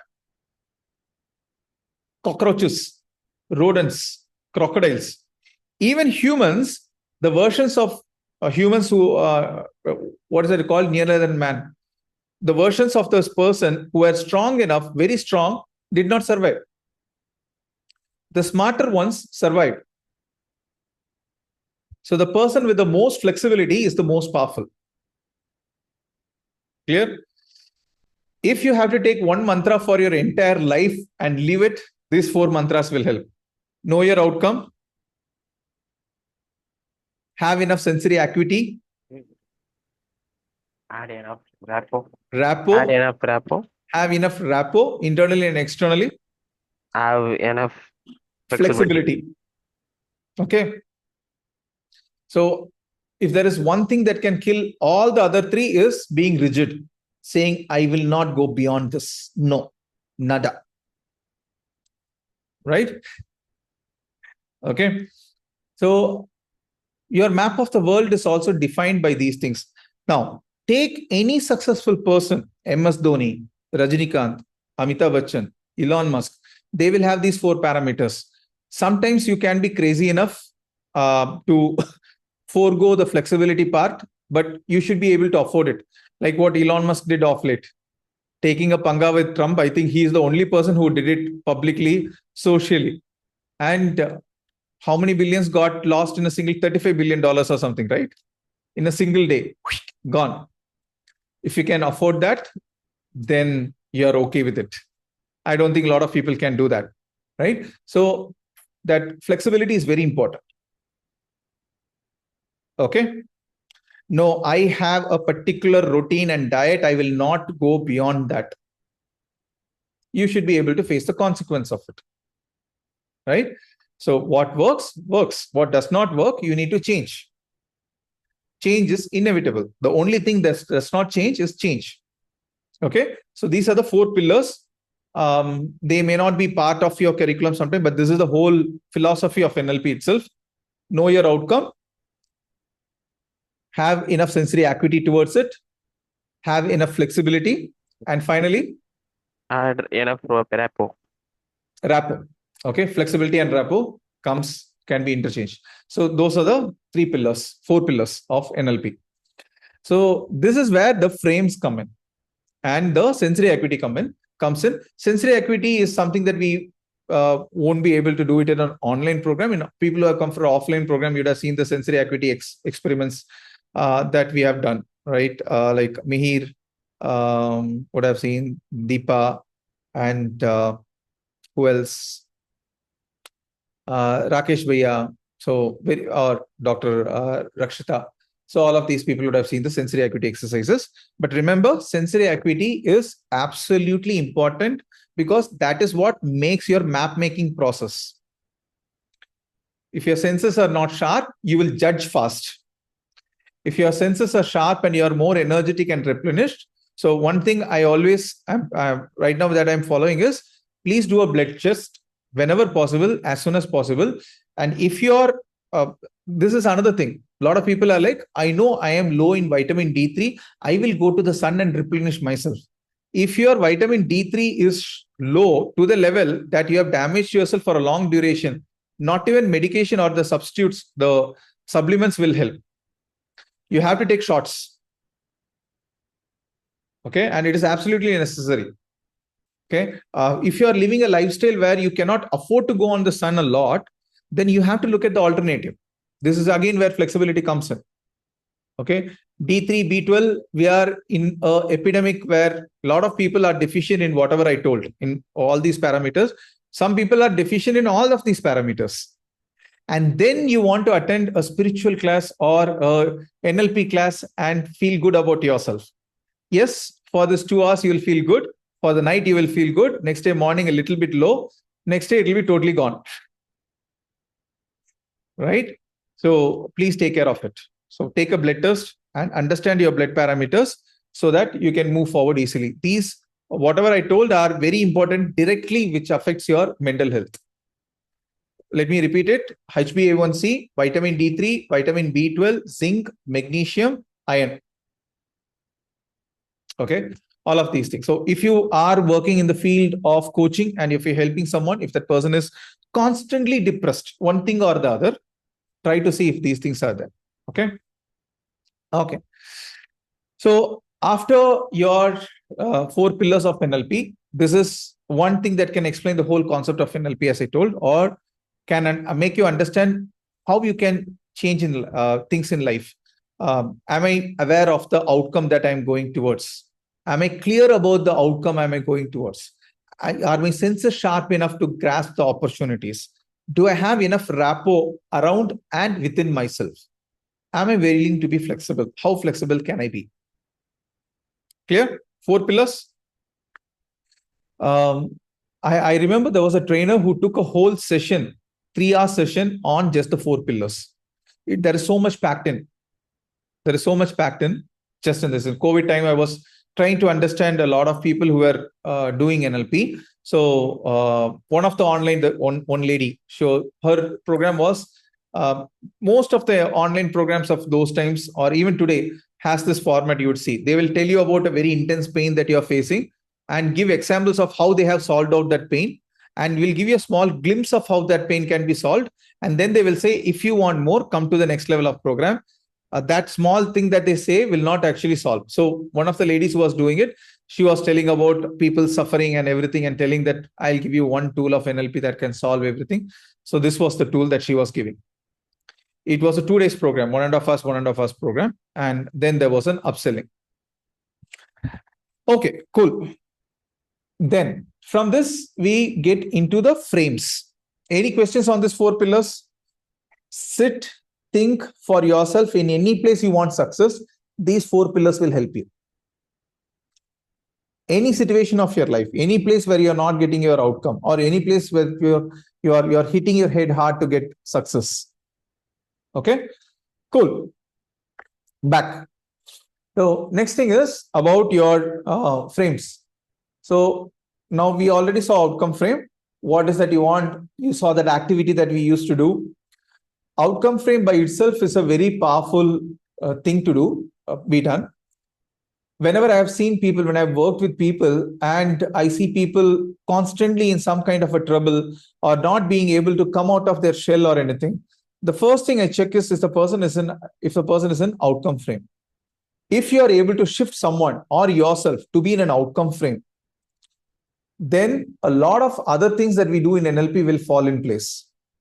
Look at any successful person, they will be constantly in an outcome frame. The 4 pillars of NLP will always apply to them.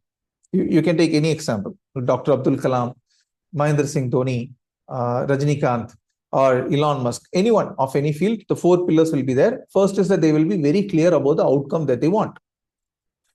In terms of Elon Musk, we can ask if he wanted to become so rich, then why did he do something that burned his money? He's like this. I don't know if you have seen this movie, Batman. Batman's one of the main villains is Joker.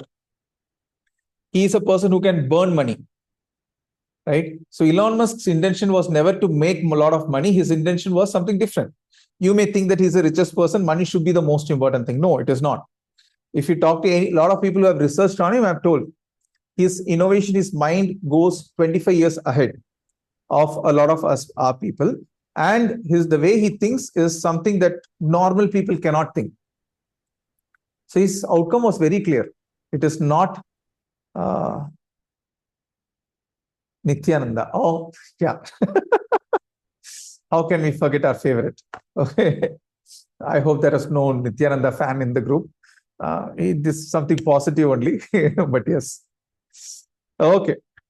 Okay. So the outcome frame is something that any successful person will start with. Without being in an outcome frame, no matter how much you struggle, how much you try, how much you hit hard, you will not be able to move forward. Somewhere or the other, your frame of mind that you are in will be a blockage. Because if you remember, I would have told in the program, when a person is thinking in an outcome frame, automatically happy hormones get secreted, People always think about the future. They always move ahead. When a person is thinking in a blame frame, what is blame frame? If you remember the questions, what is the problem? Why do I have the problem? How long do I have this problem? Who or what is responsible for this problem? When people think in these lines, how is that you can understand that a person is in a blame frame or you yourself are in a blame frame? How is that you can understand? What, when it happens, you will understand that you are in a blame frame?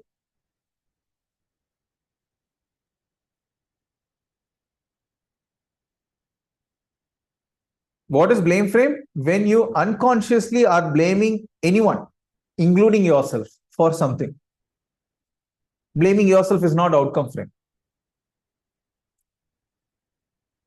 So how is that you will be able to find out? So what is blame frame? When you are trying to blame someone, when you are feeling guilty, when you are feeling low. So basically, any negative emotions if you are going through has come to you because you were in a blame frame at some point of time. Depression, anxiety, stress, anything, blame frame at some point of time. Whenever you think about that, there's a small quote that I have read once upon a time that is very relevant in this space. How is that you can transform your life in 24 hours? Simple. For 24 hours, don't take complete responsibility. Don't blame anyone for anything, including yourself. And that 24 hours will be the toughest 24 hours. Because even unconsciously, you should not be blaming yourself. You should be, okay, something went wrong. Let me see what is that I can do. I can't do this. That's fine. So blame frame and outcome frame. Blame frame is always about thinking what went wrong, who is responsible for it, how long you have been stuck into this, why does this happen to me? A lot of these people who say that, why does it always happen to me? It is not that nothing right is happening to them, just that they are in a blame frame so much that they are not able to see the good things happening in their life. There is this actress who gave this beautiful story very recently. She had a very bad phase in her life and she was feeling very bad. It was raining heavily. She was going in her luxury car and she had to stop at a place, I don't know if she stopped consciously or because of a signal. And then she looked out of the window. She saw that there was this, in the pavement, there was this homeless people. The mother was trying to cook amidst the rain. The rain was trying to come in. She was fighting the rain. The children were crying. She was trying to comfort the children also. And she was herself in a lot of pain in her body. And this actress suddenly realized, what is that I am crying for? So when people say things like, why does things happen to me? Why does things only happen to me? It is not that nothing right is happening to them. It's as simple as that. They are stuck in a blame frame to that level that they cannot see they are stuck in a blame frame. They literally feel that whatever they are doing is right. Okay. So the worst thing that can happen to a person is being stuck in a blame frame. Guess what? Most people are. And most people, there are more number of people. If you have 10 people, you can safely say at least 8 to 9 people will be in a blame frame. Mostly. If not always, mostly. Because being in an outcome frame is not easy. What is outcome frame? Understanding, okay, what is that I want? How do I get it? When do I want it? What is the date I can fix for it? How can I work towards it? What can I think about the resources? You remember all the questions? Okay, that's very tough. It's easier to sulk in yourself. I always have this theory whenever I started working with people. People get into issues that they can afford to. People always get into issues that they can afford to. Someone is depressed and not going for work, lying down in the house because they can have enough money to afford that. Have you ever seen a daily waged employee getting depressed? They cannot afford to, right? In a way, there was this very big fight going on in social media sometime back between a social media influencer, someone who was called Shifu something. He had done shows with Akshay Kumar and everyone, who made a statement like, "Ye depression kuch nahi hota hai. दो थप्पड़ मारो सब कुछ ठीक हो जाएगा. Just slap the person, 2 slaps, everything will be fine, no depression or anything. And there was this psychologist influence who was on online. She was criticizing him a lot. In a way, that is also true. What he told is, although I don't say that is the way of treating depression, but that is also true. You get into issues only that you can afford to. And most people get into issues because they are in blame frame. Okay. So the first and foremost thing you can change in a person is the frame of a person. That also applies to yourself first. As with everything in NLP, apply to yourself first and then to someone else. Yes, Mihir. So ideally, you shift from why questions to what questions. And that do thappad maro was pattern interrupt. So that helps. That could help. That you would have seen in olden days movie when the heroine is crying, no, something about hero, someone is crying, someone attack. That is break state. Right? But that itself is not enough. You slap the person 10 times and leave the place, things don't work as shown in the movie. Right? So when you yourself realize that you are in a blame frame, what is the first thing you do?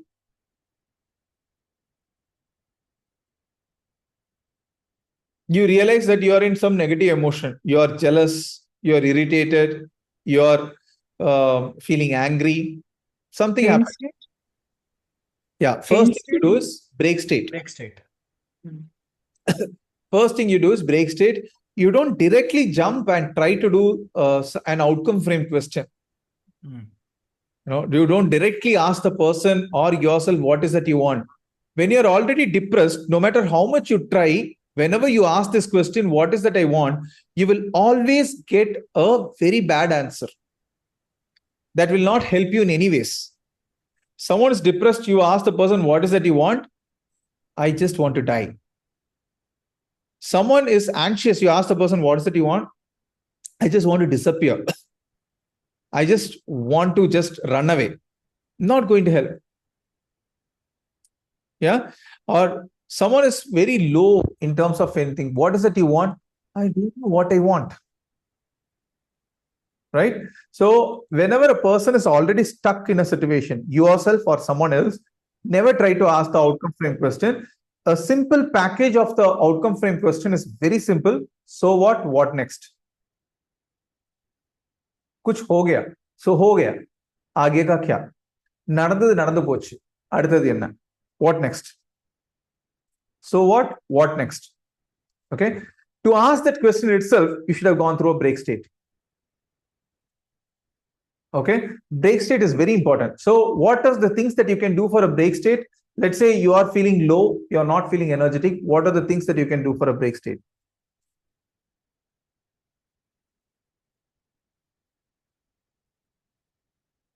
Take a walk taking a walk or like taking a shower, cold water shower. That would be Taking a brisk walk, taking a shower. What else?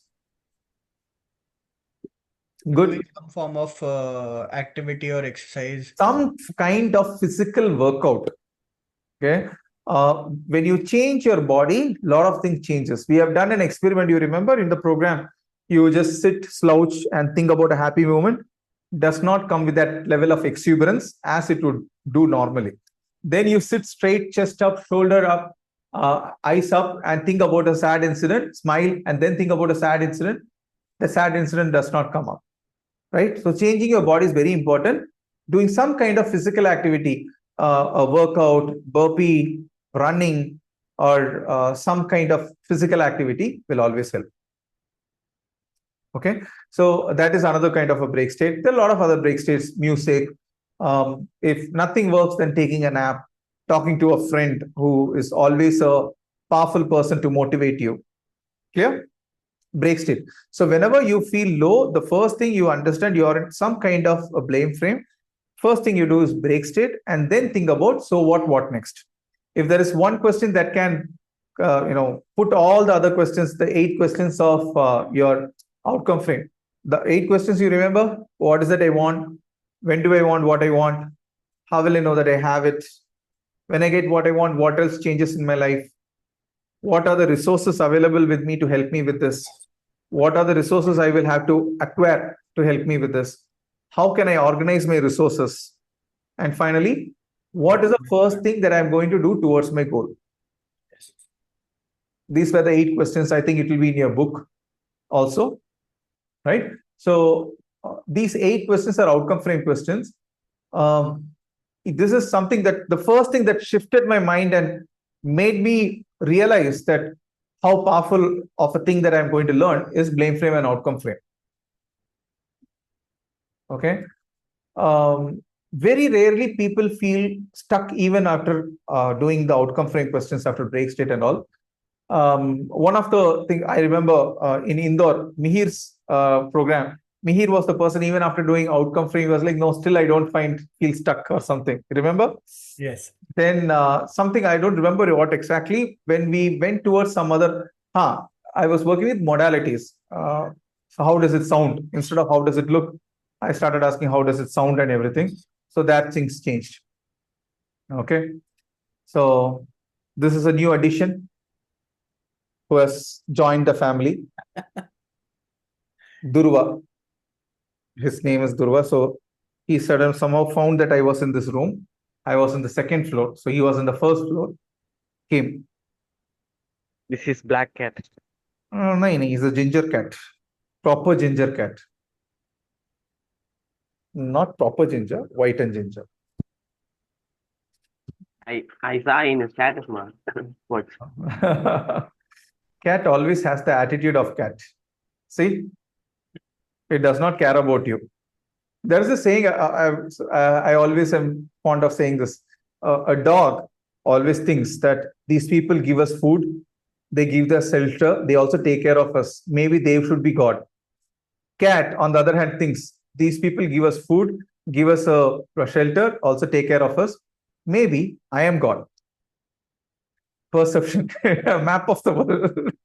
If you have a cat in house, you will know the cat has that attitude. You come out of from somewhere, the dog will come towards you with all love and joy. Cat will be like, where the hell did you go? Give me food. And then get lost. Don't disturb me. I am happy with my food. When I want petting, I will come to you. You cannot always take me and then rub me. No. Map of the world. So one of the presuppositions that I always am fond of is the map of the world. We always have the map of the world. When Rakshita was saying the perception, I still remember, there was a program in Pune. It happened in a hotel Quest. Okay. And this program, what happened, it was a 6 days program, practitioner program. Vikram was doing the program, and he had invited me because last day he would not be there. So I had to do the last day. So first 5 days he was doing the program, and he wanted to pack all the content with himself. And I did not do, perhaps I just did one session and that's it. That also not that much. Okay. A small session or something. And then that was it. And then the last day I had to take all of it. And then after the first half day, lunch break, a lot of people came and told their stories, and I was shocked. Okay. One person told, I still remember how one lady from Delhi had told this. She told, when you came in your attire and everything, I thought she's a office boy of Vikram who is helping him carry the stuff. Okay. And then I thought, okay, maybe he's also doing something. But that day it was a very big bang on the group. Everyone was like, okay, the program happened in Pune. So people who had traveled from Mumbai, a lot of people thought that we can do party, and then they had left. Some people were stuck because they did not get their return ticket, urgently. So almost 75% of population was there, 25% has gone away. Now the FOMO started. From the break, everyone started to say that you should have attended it. It was really nice. It was mind-blowing. And the restriction I had was, I was clearly given instruction, don't do anything new. So I just had to, I just had all the content of the 5 days, which I could just arrange it in a certain way so that they can understand it better. So no new content was taken, but still people are feeling so good. So that is at least 4 to 5 people came and told that now we understand how judgment actually clouds us totally. And that was really funny. So map of the world, how we follow the map. If you had seen the NLP videos I had sent you, there also map of the world is something that they start the program with. It's so important. You remember the presupposition? Map is not the territory. My idea about someone, something, or some philosophy is not the whole thing. The map of, let's say the map of Hyderabad is not Hyderabad. Hyderabad is much more richer than the map of Hyderabad, the ideology about Hyderabad that I have. So the idea about some person that I may have may not be that person. So it is very poorly translated usually as every person is unique. That is the translation it is usually given. Every person is unique is a very small fraction of what map is not the territory means. Okay, clear? So frames, coming back to frames, outcome frame, blame frame. What are the other frames that we had seen, if you remember? Ecology frame. Ecology frame. Assist frame. Asset frame. Backward frame. Backtrack frame. Evidence frame. Evidence frame. Evidence frame, right? Ecology frame. What is evidence frame? What is evidence frame? I think from that only the anchoring comes up, the technique of anchoring comes up, that for everything that we see, we look out for an evidence and kind of Good. searching for a. Good. That's true. That's deep but true. I don't know how many of you understood it. Evidence frame has a little bit of, anchoring is there with the evidence frame only. So evidence frame can be told in multiple ways. One of the ways of saying is, how is that you know that you are moving in the right direction? What's the evidence? You should be working based on evidence. Your mind works on the basis of evidence. If you, there's a very simple thing about discipline. Okay. If you want to be disciplined, simple thing. Tell to yourself what you're going to do and then do it. Nothing more, nothing less. That will create a kind of resilience in you. This can be very small. So nowadays, when we do the goal setting program, we always, there's an activity that we do. We ask people to write their ideal day that they want to follow. Okay. There is a very big catch in here. When people write their ideal day, they want to follow their ideal day from day one. The mistake people do is from day one, they follow the ideal day. From the ideal day, we ask them to write, okay, once they have written the ideal day activity itself comes after your Walt Disney strategy, well-formed outcomes, and your all of the other activities that you do along with it, timeline coaching and everything. Now what we ask them to do, we ask them to put an ideal day. I want, this should be my day when I'm actually in this path.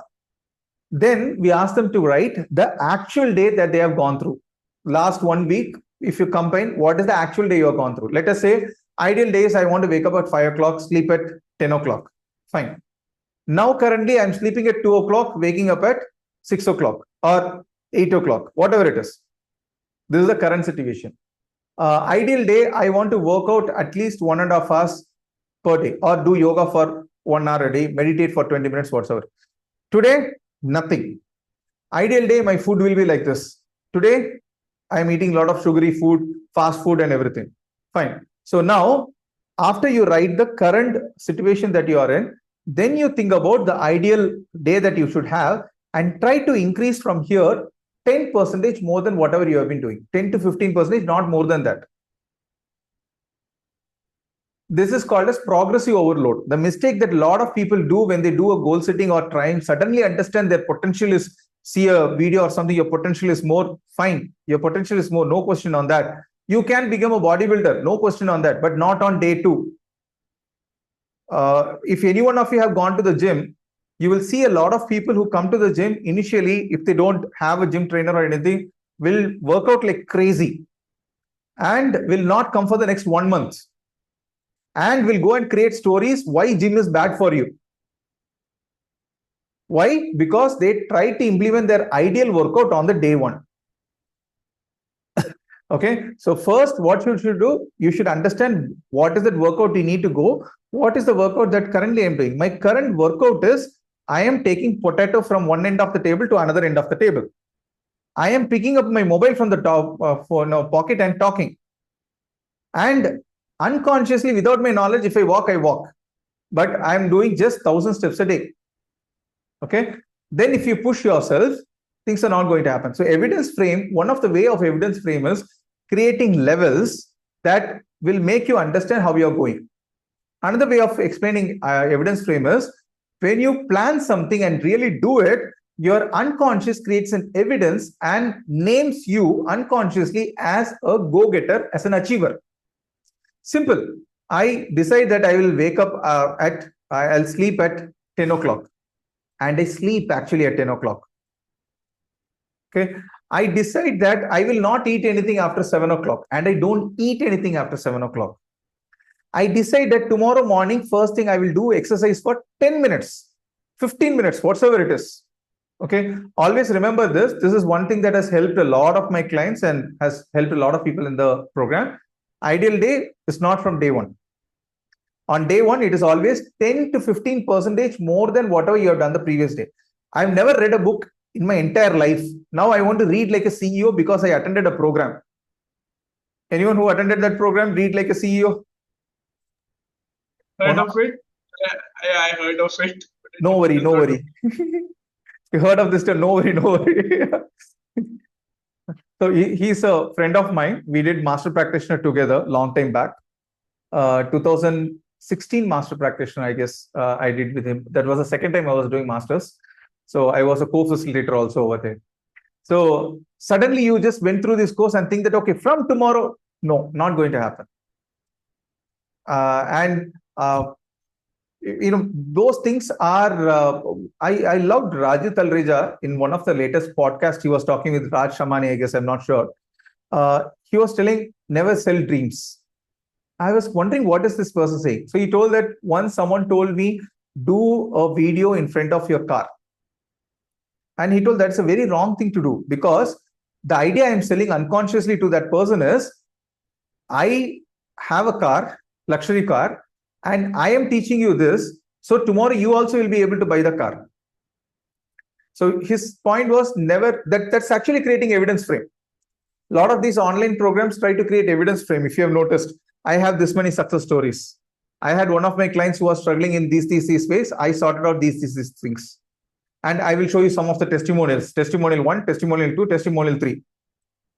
Luckily, Gauri is not here, or else she will be bashing. And there are people who don't even publish their testimonials. Dev Gadvi. Oh, Dev Gadvi now has become a spiritual guru. Next level.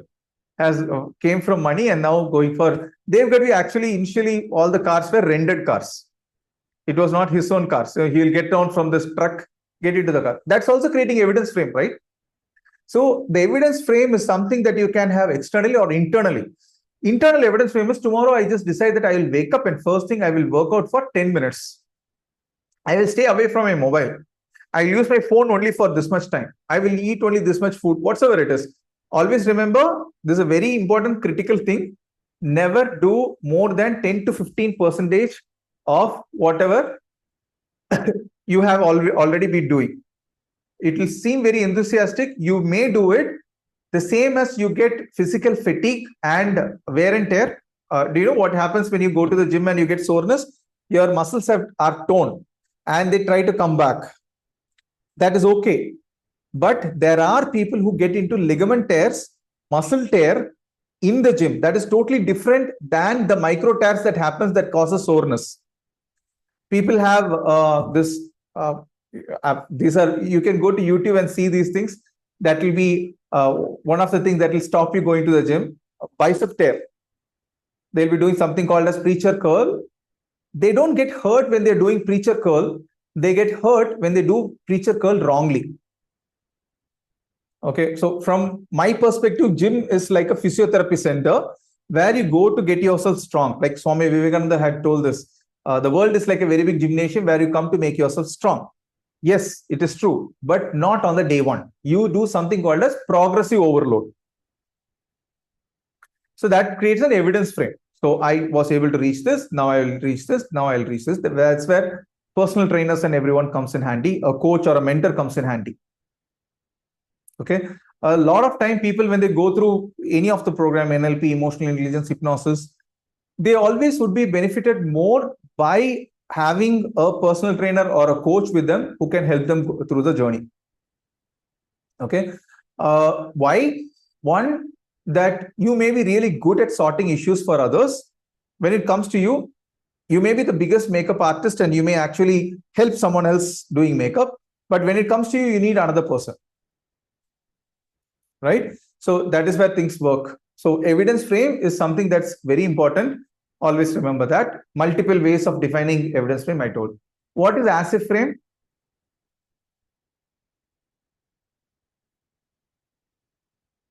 Achieved already. Yeah, Karthik, Yes. can you please complete this evidence frame? No, so we have to create more evidences.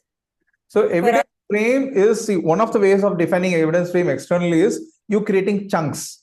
I will first reach this, then reach this. You remember in your goal setting, you had done chunks. That's an evidence frame. Okay.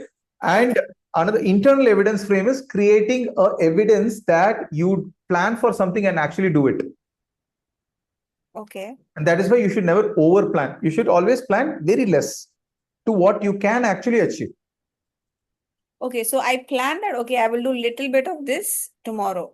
And you did it. So, okay, I bring my mind to that thing that, okay, I will do something, but not everything on the first day. I will do little, little. See, when you plan, that's what I told. The first step of making yourself disciplined and creating an evidence for yourself that you are disciplined is to plan something and actually do it. Yeah. Okay. This is a very big thing that people say. A lot of people have this thing. I plan well, but I don't do it. Right? Yes. Why? Because they don't have an evidence that they have done something like this before. So you have to slowly get into it. You want to become an artist. Yes, on the 100th day, never on the day one. Yeah. Yeah. So then you create an evidence. Okay, I planned this, I did this. Next day, there's the saying, motivation will not take you from point A to point B. Discipline will. Yes. To be disciplined, you have to have an unconscious component that says that, yes, I can be disciplined. For that, always plan something and actually do it. And to do that, always plan to do something that is 10 to 15%. Always know where you have to go. But always do something that is 10 to 15% more than whatever you currently are doing. Right now, I am having food left, right, and center. Suddenly, someone spoke about OMAD, 1 meal a day. Immediately, I will go, will not happen. Your body itself will kick you out. Because your body becomes so dependent on sugar, it will give you all the symptoms. It will make you nauseated, give you headache, make you feel low, will get giddiness. Everything will happen. Clear? So when I was on OMAD, I always used to tell to people, the moment I say OMAD, I'll say, I'm not recommending it for anyone. It's not for everyone. And it is not on the day one.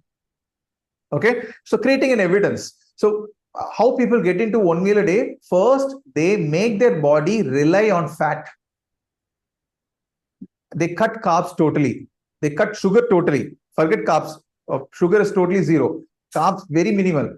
Protein and fat will be more. So the body is getting an evidence that, okay, I can rely on what? Fat.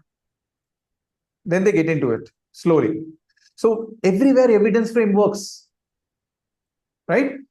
Now, clear? Yeah, thank you. Backtrack frame. As if frame. As if I've already Mohan told it, I guess. As if I've already reached it. Okay? So before getting into something, let's say, as I told, someone wants to make $1 billion, they'll think as if they have reached that and then think what all things they did to reach that. That is backtrack frame. All the visualization, affirmations, all of it, and goal settings, all of it is about as if framing. As if I've reached it. Okay. Whatever you call as visualization, creative visualization, affirmations, and law of attraction, it is about as if framing. As if I'm already there. Clear?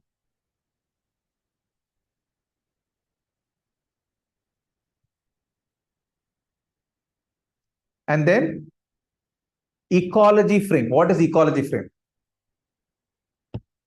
What is ecology frame? Change your situations, change your environment to change the outcomes, basically. So I'm curious, Kunj, why did it strike so much to you, and what actually helped you with that? So I still remember, you told us during the program that you are staying in Indore and there's food everywhere around. Even if you want to step out of your home and control your cravings up, you cannot do that because of the fact that the people in the environment around you is like more of having poha, jalebi, everything around. It's better you just step out of the place, change the environment, and you'll see the kind of person you want to become. So that's what. Oh, cool. So Indore to Mumbai. Good. Yeah, Indore is hazardous in those ways. They can kill you with food. The food is so good and people are so sweet. They will feed you with food. And unfortunately, one of the places where there is exciting food opens only after 7 o'clock. And that place has all the fatty food. After I came from Indore for a while, all of my friends were allergic to me because I used to talk to them about Indore. Indore is the cleanest city. Indore has a food capital. Indore has this, Indore has that. They have a separate track for the bus. Bus does not travel there. That is another story. But there is a separate track. And all of those stories used to come. So yes, that's a good one. So you changed Indore and then fitness was possible. Good. Thank you. So see, one frame. I remember last one of the programs you came also, you told, I asked you, how did it happen? You told ecology frame. Right? Good. Great. So ecology frame is something that's very important. It is the same as rapport. No matter what you do, you can never outgrow the ecology. No amount of willpower can help you outgrow the ecology. Okay. For example, if you are in a city or in a place which is so laid back and so cool in terms of how they carry out business, you trying to go on fast track in your business will not work. I think Pune is a very classic city for that. Oh, I was shocked. You go to some 3 o'clock, you want to take a printout, they're like, no, break till 5 o'clock. Huh? Break till 5 o'clock. They take it seriously. Okay. 1 to 4 for everyone, break, is it? 1 to 4 we are closed. Pune is tagline. I was like shocked. What? They're like, oh, no business there. I've been there just 3 times, but every time this is one thing that always shocked me, that break time is break time. So Even Goa is like that. Sorry? Even Goa is like that. Goa? Yeah. No. Afternoons Yes. they are very relaxed. Yeah. Afternoon, nothing is available. Everything is sleeping. Okay. I Yes. think so. I'm not sure. Because I've done many business discovery residential programs, and nobody was willing to work in the afternoon. Okay. Yeah. That's surprising. But I think I was there just for about 12 days. So in that, it was somehow, I think, okay, I also think afternoons, it was just restaurants. Now, one fine day, we got a whole fish, and for 2 days, we were just eating that. And it was adventure sport is open 24/7. So that is also, so my indulgence with Goa was more than with clubbing, partying. It was with food and stay and adventure sport, bungee jumping, and all the other stuff. So there, I think that's why I did not notice it. But I'm not sure. I did not, don't remember anything being closed. But as you say, mostly I think we went towards only hotels and restaurants. And Sarika is also saying 1 to 4. They don't work. Yeah, Goa is also similar. They Is have it? culture of Mhm. afternoon shut time. Pune is also. Pune का असर है या तो गोवा पे पुणे का असर है या पुणे पे गोवा का असर है. Whatever it is a bad Maharashtra border. Okay, but there's a very famous video of a Tamil video of this person, Lakshmi Ceramics owner. The person starts his business and he's a very enthusiastic person. When he got married, he had got into a debt of about 25 lakhs. He wasn't a 20. So he told his father, I'm not going to get married because I have a lot of loans. His father asked how much. He told he knew that amount that he cannot say his father. He told something like 2 to 3 lakhs. And his father, he told, for that itself, my father just caught his heart and sat down and then gave me this amount and told, now you get married. He got married. When he got married, he told first night, the first thing he told his wife is that I have a debt of 25 lakhs. His wife did not talk to him for the whole night. And then this story he has narrated multiple times. You can see if you know Tamil or if you can see the translation, you can see. Then he starts the business. He starts in Madurai. Okay, Madurai is a very good city for food and for a lot of other things, but not for business. So he says the very specific thing he told in one of his speeches, he told that where I was attending live, he told that your environment will determine how you are working, functioning. So Madurai is famous for enjoyment, friendship, where we can form very thick friends for life and everything, celebration and everything. But for business, not the right place. This is what he told. And he told multiple times, I'm not saying Madurai is anything wrong, but for business, not so good. Then he moved to Coimbatore. Coimbatore is somehow the business capital of Tamil Nadu. I would compare Coimbatore to Ahmedabad. Somehow that is the two cities that I always compare. So it means business. People are very soft-spoken. They don't unnecessarily get into issues. If you notice, if a Chennai person sees Coimbatore people fighting, they will not be able to register that there's a fight. Their fight will have all elderly, respectful language. There won't be galis. If you say just one word, for example, something that says hair, that's it. That is a very bad word there. Chennai people will be like, now the fight has not even started. This is a very normal, casual talk that we say every day. Okay, that is how Coimbatore is. So then he starts his business in Coimbatore, and from there he establishes his business kingdom and becomes super successful. Lakshmi Ceramics.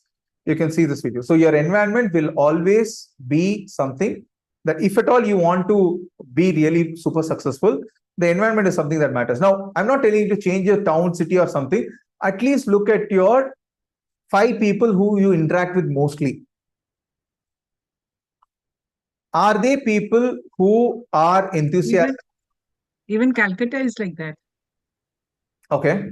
Calcutta is like that in terms of business. In the sense, no, it means if you want to succeed as a professional, you need to come out from Calcutta and work somewhere else. Okay.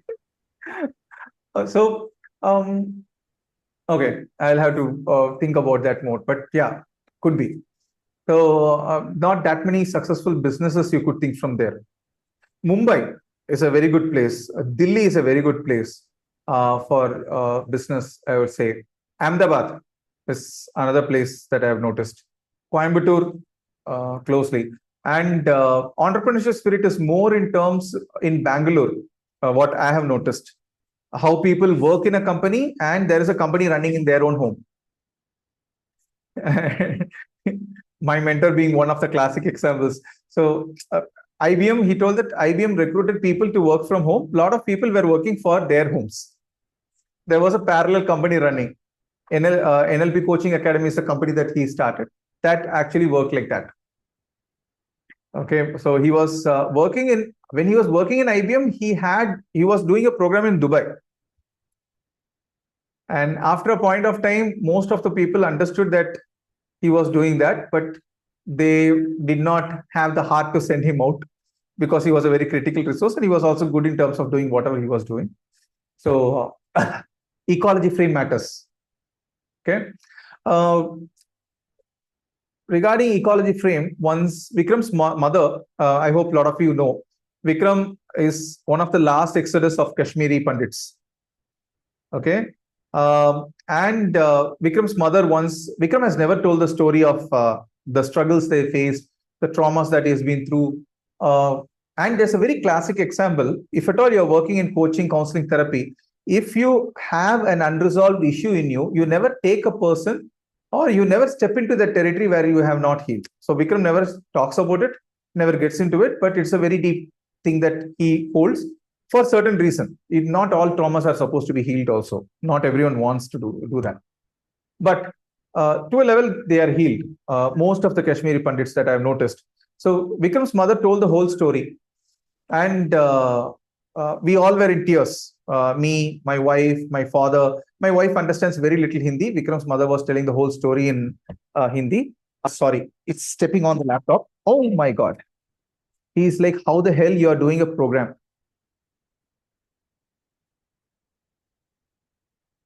Hello? Oh, entra panna. Shit, man.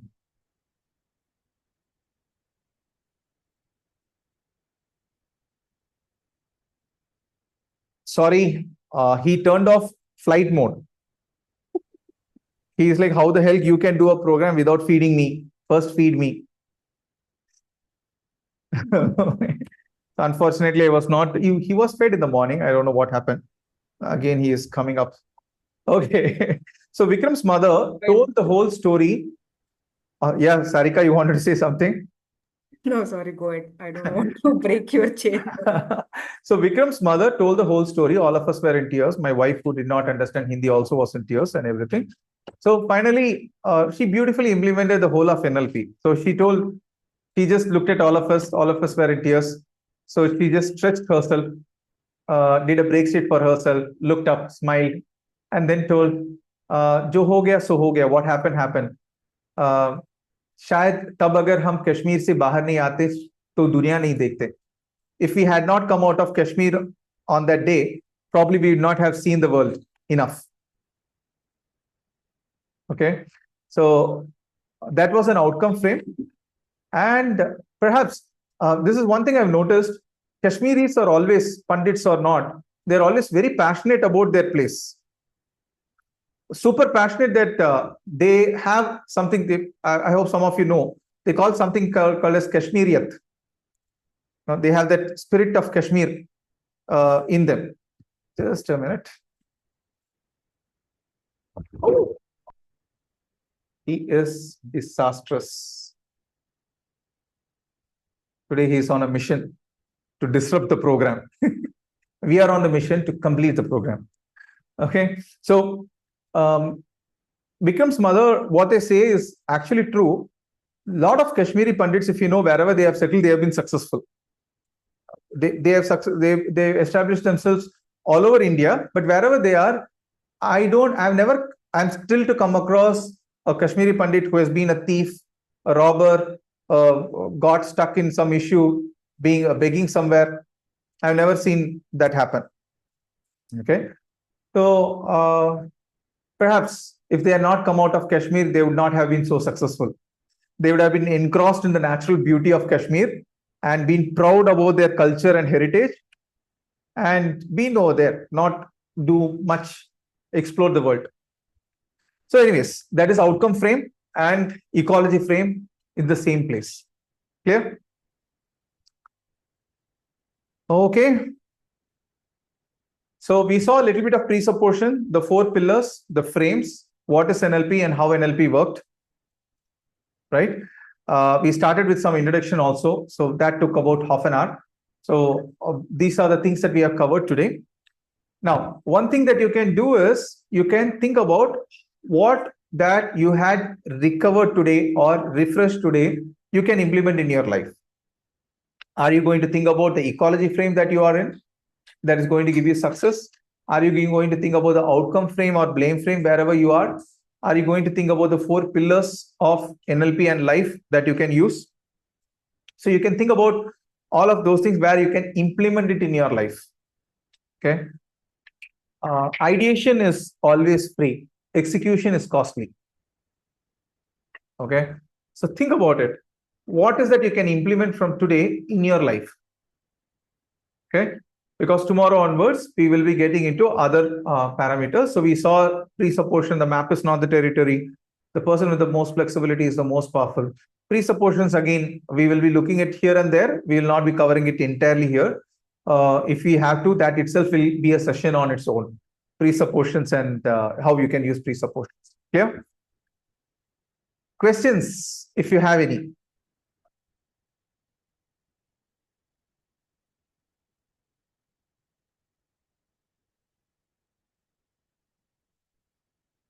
No?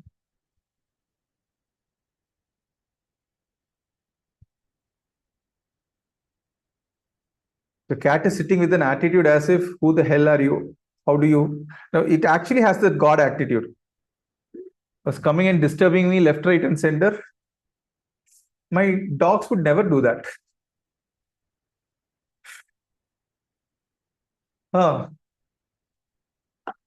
So, questions. Just take 2 minutes and write down in a piece of paper what is that you learned today, you are going to implement today.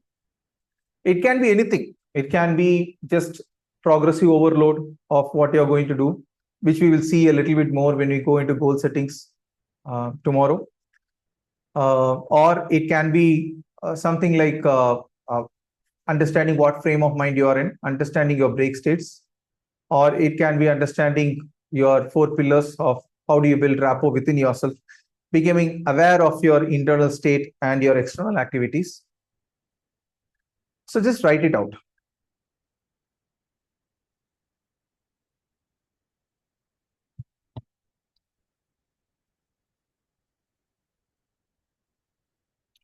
Or it can be even how you can increase your sensory acuity, or thinking that you are going to do your blood test, blood work done, thyrocare. Coach அதுக்கு Huh? அந்த PET full அந்த sorry PET test name coach I don't remember. They keep different names. Uttam something. I don't. ROKM 2.0, that kind of things. Sorry. ROKM. Arogyam. Arogyam la where they have a lot of variants in Arogyam. This Arogyam that. See, 2.0, that kind of thing. basically you just call any thyrocare outlet, Google out the number, call them and ask their scheme where they have a complete blood and urine test. They will let you know. Approximately it comes to like 2,500 rupees. If you have someone who is a repeat customer, they give an 10%, 15% discount. Okay. I usually get a 10 to 15% discount. Or very rarely I've got even 20% discount. Yeah, but quote paleo diet so that they will have a huge discount. Sorry? For paleo diet community, they're giving a discount. Oh, paleo diet community, okay. The beginner, that kind of things can bring more discount. Okay. Cool. Nice to know. So many labs are there. Now many labs are giving better price. Yeah, I was surprised. In Bangalore last time, I told a girl do it, and she came up with some other lab, but that was also a very comprehensive, complete test that they had done. Sometimes they will combine ECG also, ultrasound scan. Also can be done. Okay. I'm not sure that your blood report is covers D3 and B12. Sorry? So D3 is costly. When you are doing D3 alone, it is costly. Very costly. Not just D3. If you take the whole thyrocare module things and just segregate it and do individual tests, it will be going beyond 15,000 or so. Yes. More than that. Mainly the D3 usually they won't check. Only D they will check, and they will subtract 20% from there. Oh. So interest of D is equal to. Okay. So in thyrocare also they do that? No. The thyrocare is doing D3. Yeah. Oh, good. If you ask specifically, they will do. Otherwise, they will give only D. Oh, cool. Coach, Yes, sir. in evidence frame, you mentioned not doing for ideal day. Ideal day, we can do for one more 10% need to do. See, first you understand what is your ideal day should be looking like when you're, let's say, you're doing an as if frame. As if when I'm a billionaire, this is what I'll be doing. As if when I'm reaching this ideal weight, this is what I'll be doing. As if when I'm a CEO of a company, this is what I'll be doing. Now, that does not mean you're going to do all of it on the day one. You should never do it on day one. That is what I would say. The same way as a yoga instructor will tell you not to do 108 Surya Namaskar on the beginning day, or do 50 kilo squat on the day one. You're going to be dead. You're going to have multiple injuries if you do any of these things that I told. Or suddenly you are overeating. If anytime and every time you are eating, suddenly go on one meal. No, never do that. First, you will see where is that you are, what is that you want, where is that you are. Then take 10 to 15%. That itself is too much. 10 to 15% at the max that you will take. Okay. Yeah. Okay. All of you wrote? Yeah. So all of you quickly tell me what is that you took just in 10 seconds, each of you. Kunch. So I had a task of submitting an Akashic tarot reading for somebody. So I'll be completing that and will be doing a tarot reading for them. I've been postponing it, so I'll be finishing that as well. So planning something and actually getting it done, huh? Yeah. Good. Monica? Yeah, I'm planning to implement the progressive Overload. overload, yeah. So especially in sleeping and in my eating before 7. So I feel hungry up when I stay late. So I tend to snack after that. A lot of people have told this, no? Stopping at 7 o'clock is easy. The point Yes. is not touching anything after 12. Yeah. Correct. So I go for a coffee, I go for another snack. So after 10:30, okay, so now nobody's there to ask questions. Why are you asking? Why are you eating and all that? Okay, yeah, I'm on my own. Okay, I can do. My life, my choice. Yeah. Good. Thank you. Is Rakshata? There's lots going on in the head right now. Ah. So to begin, what I have reminded myself that following the process is very important in chunks. Okay. So sometimes, I mean, in the sense, it looks like for the things that I want to do, I have been doing it in that way. But for the things which I am not completely in for it, I don't tend to do it. Okay. So that's the kind of consistency in disciplining that I want to bring in. A chunking thing. Not because all these things, doing yoga every day or planning my ideal, I have it written all around me. Right. But then, okay. And I also talk to myself that no, I can't do everything.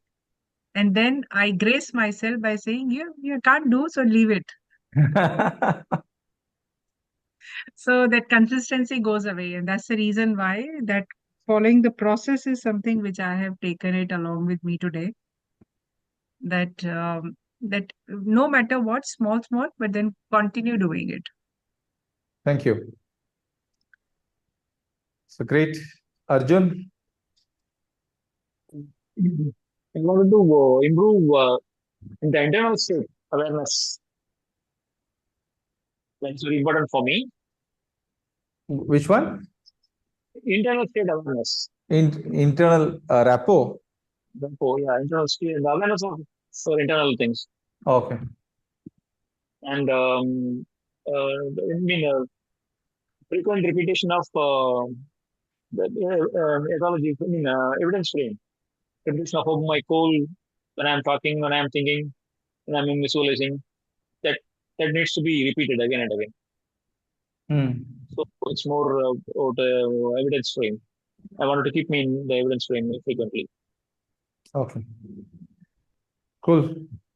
Thank you. To try people, try with this some techniques what I have learned today. My friends or someone I wanted to coach. I wanted to try that also. Okay. Thank you. Yes, Padma Shekhar sir. Yeah, I have to come out of blame frame to take more responsibility. That is the takeaway today. So I have a quick question. You may answer tomorrow. If you take Elon Musk, I don't know the exact hours he is sleeping, maybe 4 hours or so. Or if we take the achievers here, they went a hard life. They didn't have proper food for 3 days or continuously didn't have proper. So how did they achieve that kind of level? Good. We'll talk about it tomorrow. That's a very detailed thing that I always talk on this context. The simple thing is, what works for one person does not have to work for everyone. For example, if you notice Warren Buffett's diet, it is the exact diet that a lot of people tell you never to do it. Ice cream every day, one ice cream, burger. But if people think that that is what leads them to success, that may be something that is, maybe Warren Buffett could have been more healthier, I don't know, or more sharper. That is something that brought him down. But there are certain things that actually can make them better. For example, Elon Musk once told this, that he understood that coffee and Coke, he used to drink a lot of Coke, shrunk his peripheral vision. Diet Coke, I guess, peripheral vision was getting shrunk. So he stopped it because he wanted his senses to be very sharp in this one particular field. His statement was, I could not afford to lose my focus. Then I did certain things. When we talk about Elon Musk, he is not looking at getting healthier, better. Healthy is one of the aspects that he wants, but his mission in his life is a little bit different. So are we okay with that? Now we look at a lot of Naga sadhus and everyone who go without food for a long time, right? So that is exceptions, certain exceptions. So we can discuss more about it tomorrow. Thank you. Yes, Mohana Krishnan. Once I decide to implement the 4 pillar, and then evidence frame. So need to do anything plan. I can mostly I need to do. That's I can plan. And then they are need to wrap up for myself. What are the thought going on that time? I need to analyze and then do for myself. Cool. Thank you, Mahir. So so I thought about, I'll start observing. I'll start observing my internal states, and then I'll come back to outcome frame as and when I can do. I'll at least try to do it, maybe at least 5 instances by tomorrow, or maybe 10 instances by tomorrow. And that is whenever I feel stuck, because there are times when I get into blame frame without even knowing that I have entered blame frame. So observing and then trying to get into my internal representational state and questioning it and getting back to outcome frame is what I'm going to do. Thank you. Yes, Sarika. So yes, I mean, almost everything is applicable to start again, because I know the state I was in when I attended this program in 2021, and now there is lot happened, and it's a very different phase of life. So the one most important, and which I had analyzed till now, and you reaffirmed that, is unless your physical fitness is there, no matter how much psychological or the mental work you do, it is not going to work. And that's what is happening to me. So I'm going to focus there, and my regular health checkup that have been delaying, which I used to do. I think I put it on my calendar, depending on the right time to do it, and blame to outcome frame that Good. Dr. Meher said similar. Yeah. Thank you. Thank you. So no matter how much you try, when I say your mental push will be paramount when your physical states are not that much in sync. It's not that you will not be able to do things. You will have to give a lot of push to do certain things which are usually very normally easy for others. For example, if you just look at people who are diabetic, sometimes when they feel giddy, when their willpower, they'll have to exert a lot of their willpower to get things done. It's not that they will not be able to do, but that effort is paramount. And constantly you doing that will take a toll somewhere else. Yeah, absolutely resonating. Cool. So, Dr. Javahira, Ilakya. Hi, Karthik. Hi. Finally. Actually, you missed my introduction and you started the class. I just wanted to interrupt, but actually the class started, so I didn't I was interrupt. calling your name, actually. I was called out your Ah, name. Yeah. yeah, in between, but that time my son was disturbing me. So that's why. Actually, my name is Ilakya. I didn't introduce myself. I'm a teacher, and I should say I'm the one of the most luckiest person to meet Karthik and Gauri. They made my life totally different. After joining NLP, I have my bundle of joy in my hand. My second life started from there, and each and everywhere the people whom I met in Karthik's tribe, everybody helped me, like Asha, Krishnaveni, Monica, Sriram sir, and Gauri was the biggest pillar. So that's why I again joined this refresher course, because this helped me a lot. Even last week also, it helped me. Uh, what next? That word changed a lot. Even why I came here is like to refresh my mindset and again reprogram my mind, which will help me further. And I would like to implement all the 4 pillars of my for NLP in my life again, where by whenever I think of any biggest outcome, I miss some part. But again, when it was a refreshing thing that yes, where I was missing the third point, internal the rapport and the external rapport. There, I was missing a lot for maximum the outcome where it didn't work. So I'll be working on that. Cool. Whatever happens, but I have to do that. So I'll be doing it. Good. All the best. Thank you, Karthik, for all the things. And for Gauri, she was the one who was pushing me towards everything. Whenever I was like, no, I can't do that and all. No, she'll be telling why you can't. You just do it. You go for it. Whatever help, I'll do. So for this also, she was telling that. And she was there for me. And I would like to mention an important thing which happened last week. NLP techniques only helped me. And to what happened, my child was 53 days old, and he was diagnosed with hernia, and he underwent surgery. And in my family, everybody was like, they were totally depressed, and they were crying. I was the only person who was very strong. And everybody was telling that it is Ilakya's son. Definitely he will come. He can go through everything. So at that time only I was realizing that how this NLP has changed me totally. And not only me, my surrounding has noted that, yes, I have changed a lot. And even my husband has done all the NLP courses, and here only we have met, and everything happened. My marriage and my kid, everything because of this NLP. NLP marriage. Yes, yes. Good. Thank you. Thank you. Definitely we will come to meet to Kanyakumari. Yeah, do come. Definitely. Yeah. Thank you. Thank you, Karthik. Yes. Dr. Javahira has some audio issues. Rakesh Bhaiya. It's not available. Okay. So sorry for being 12 minutes late. So tomorrow we'll start on time and finish on time. Okay. So implement whatever you have noticed as the most important thing that you have to do. Just implement it, just that small chunk, make it into workable chunk, small chunk that you can work on. Always remember, your goal may be so big, does not have to start from day one. I mean, if your goal is to make $1 million, you don't start with $1 million on a day one.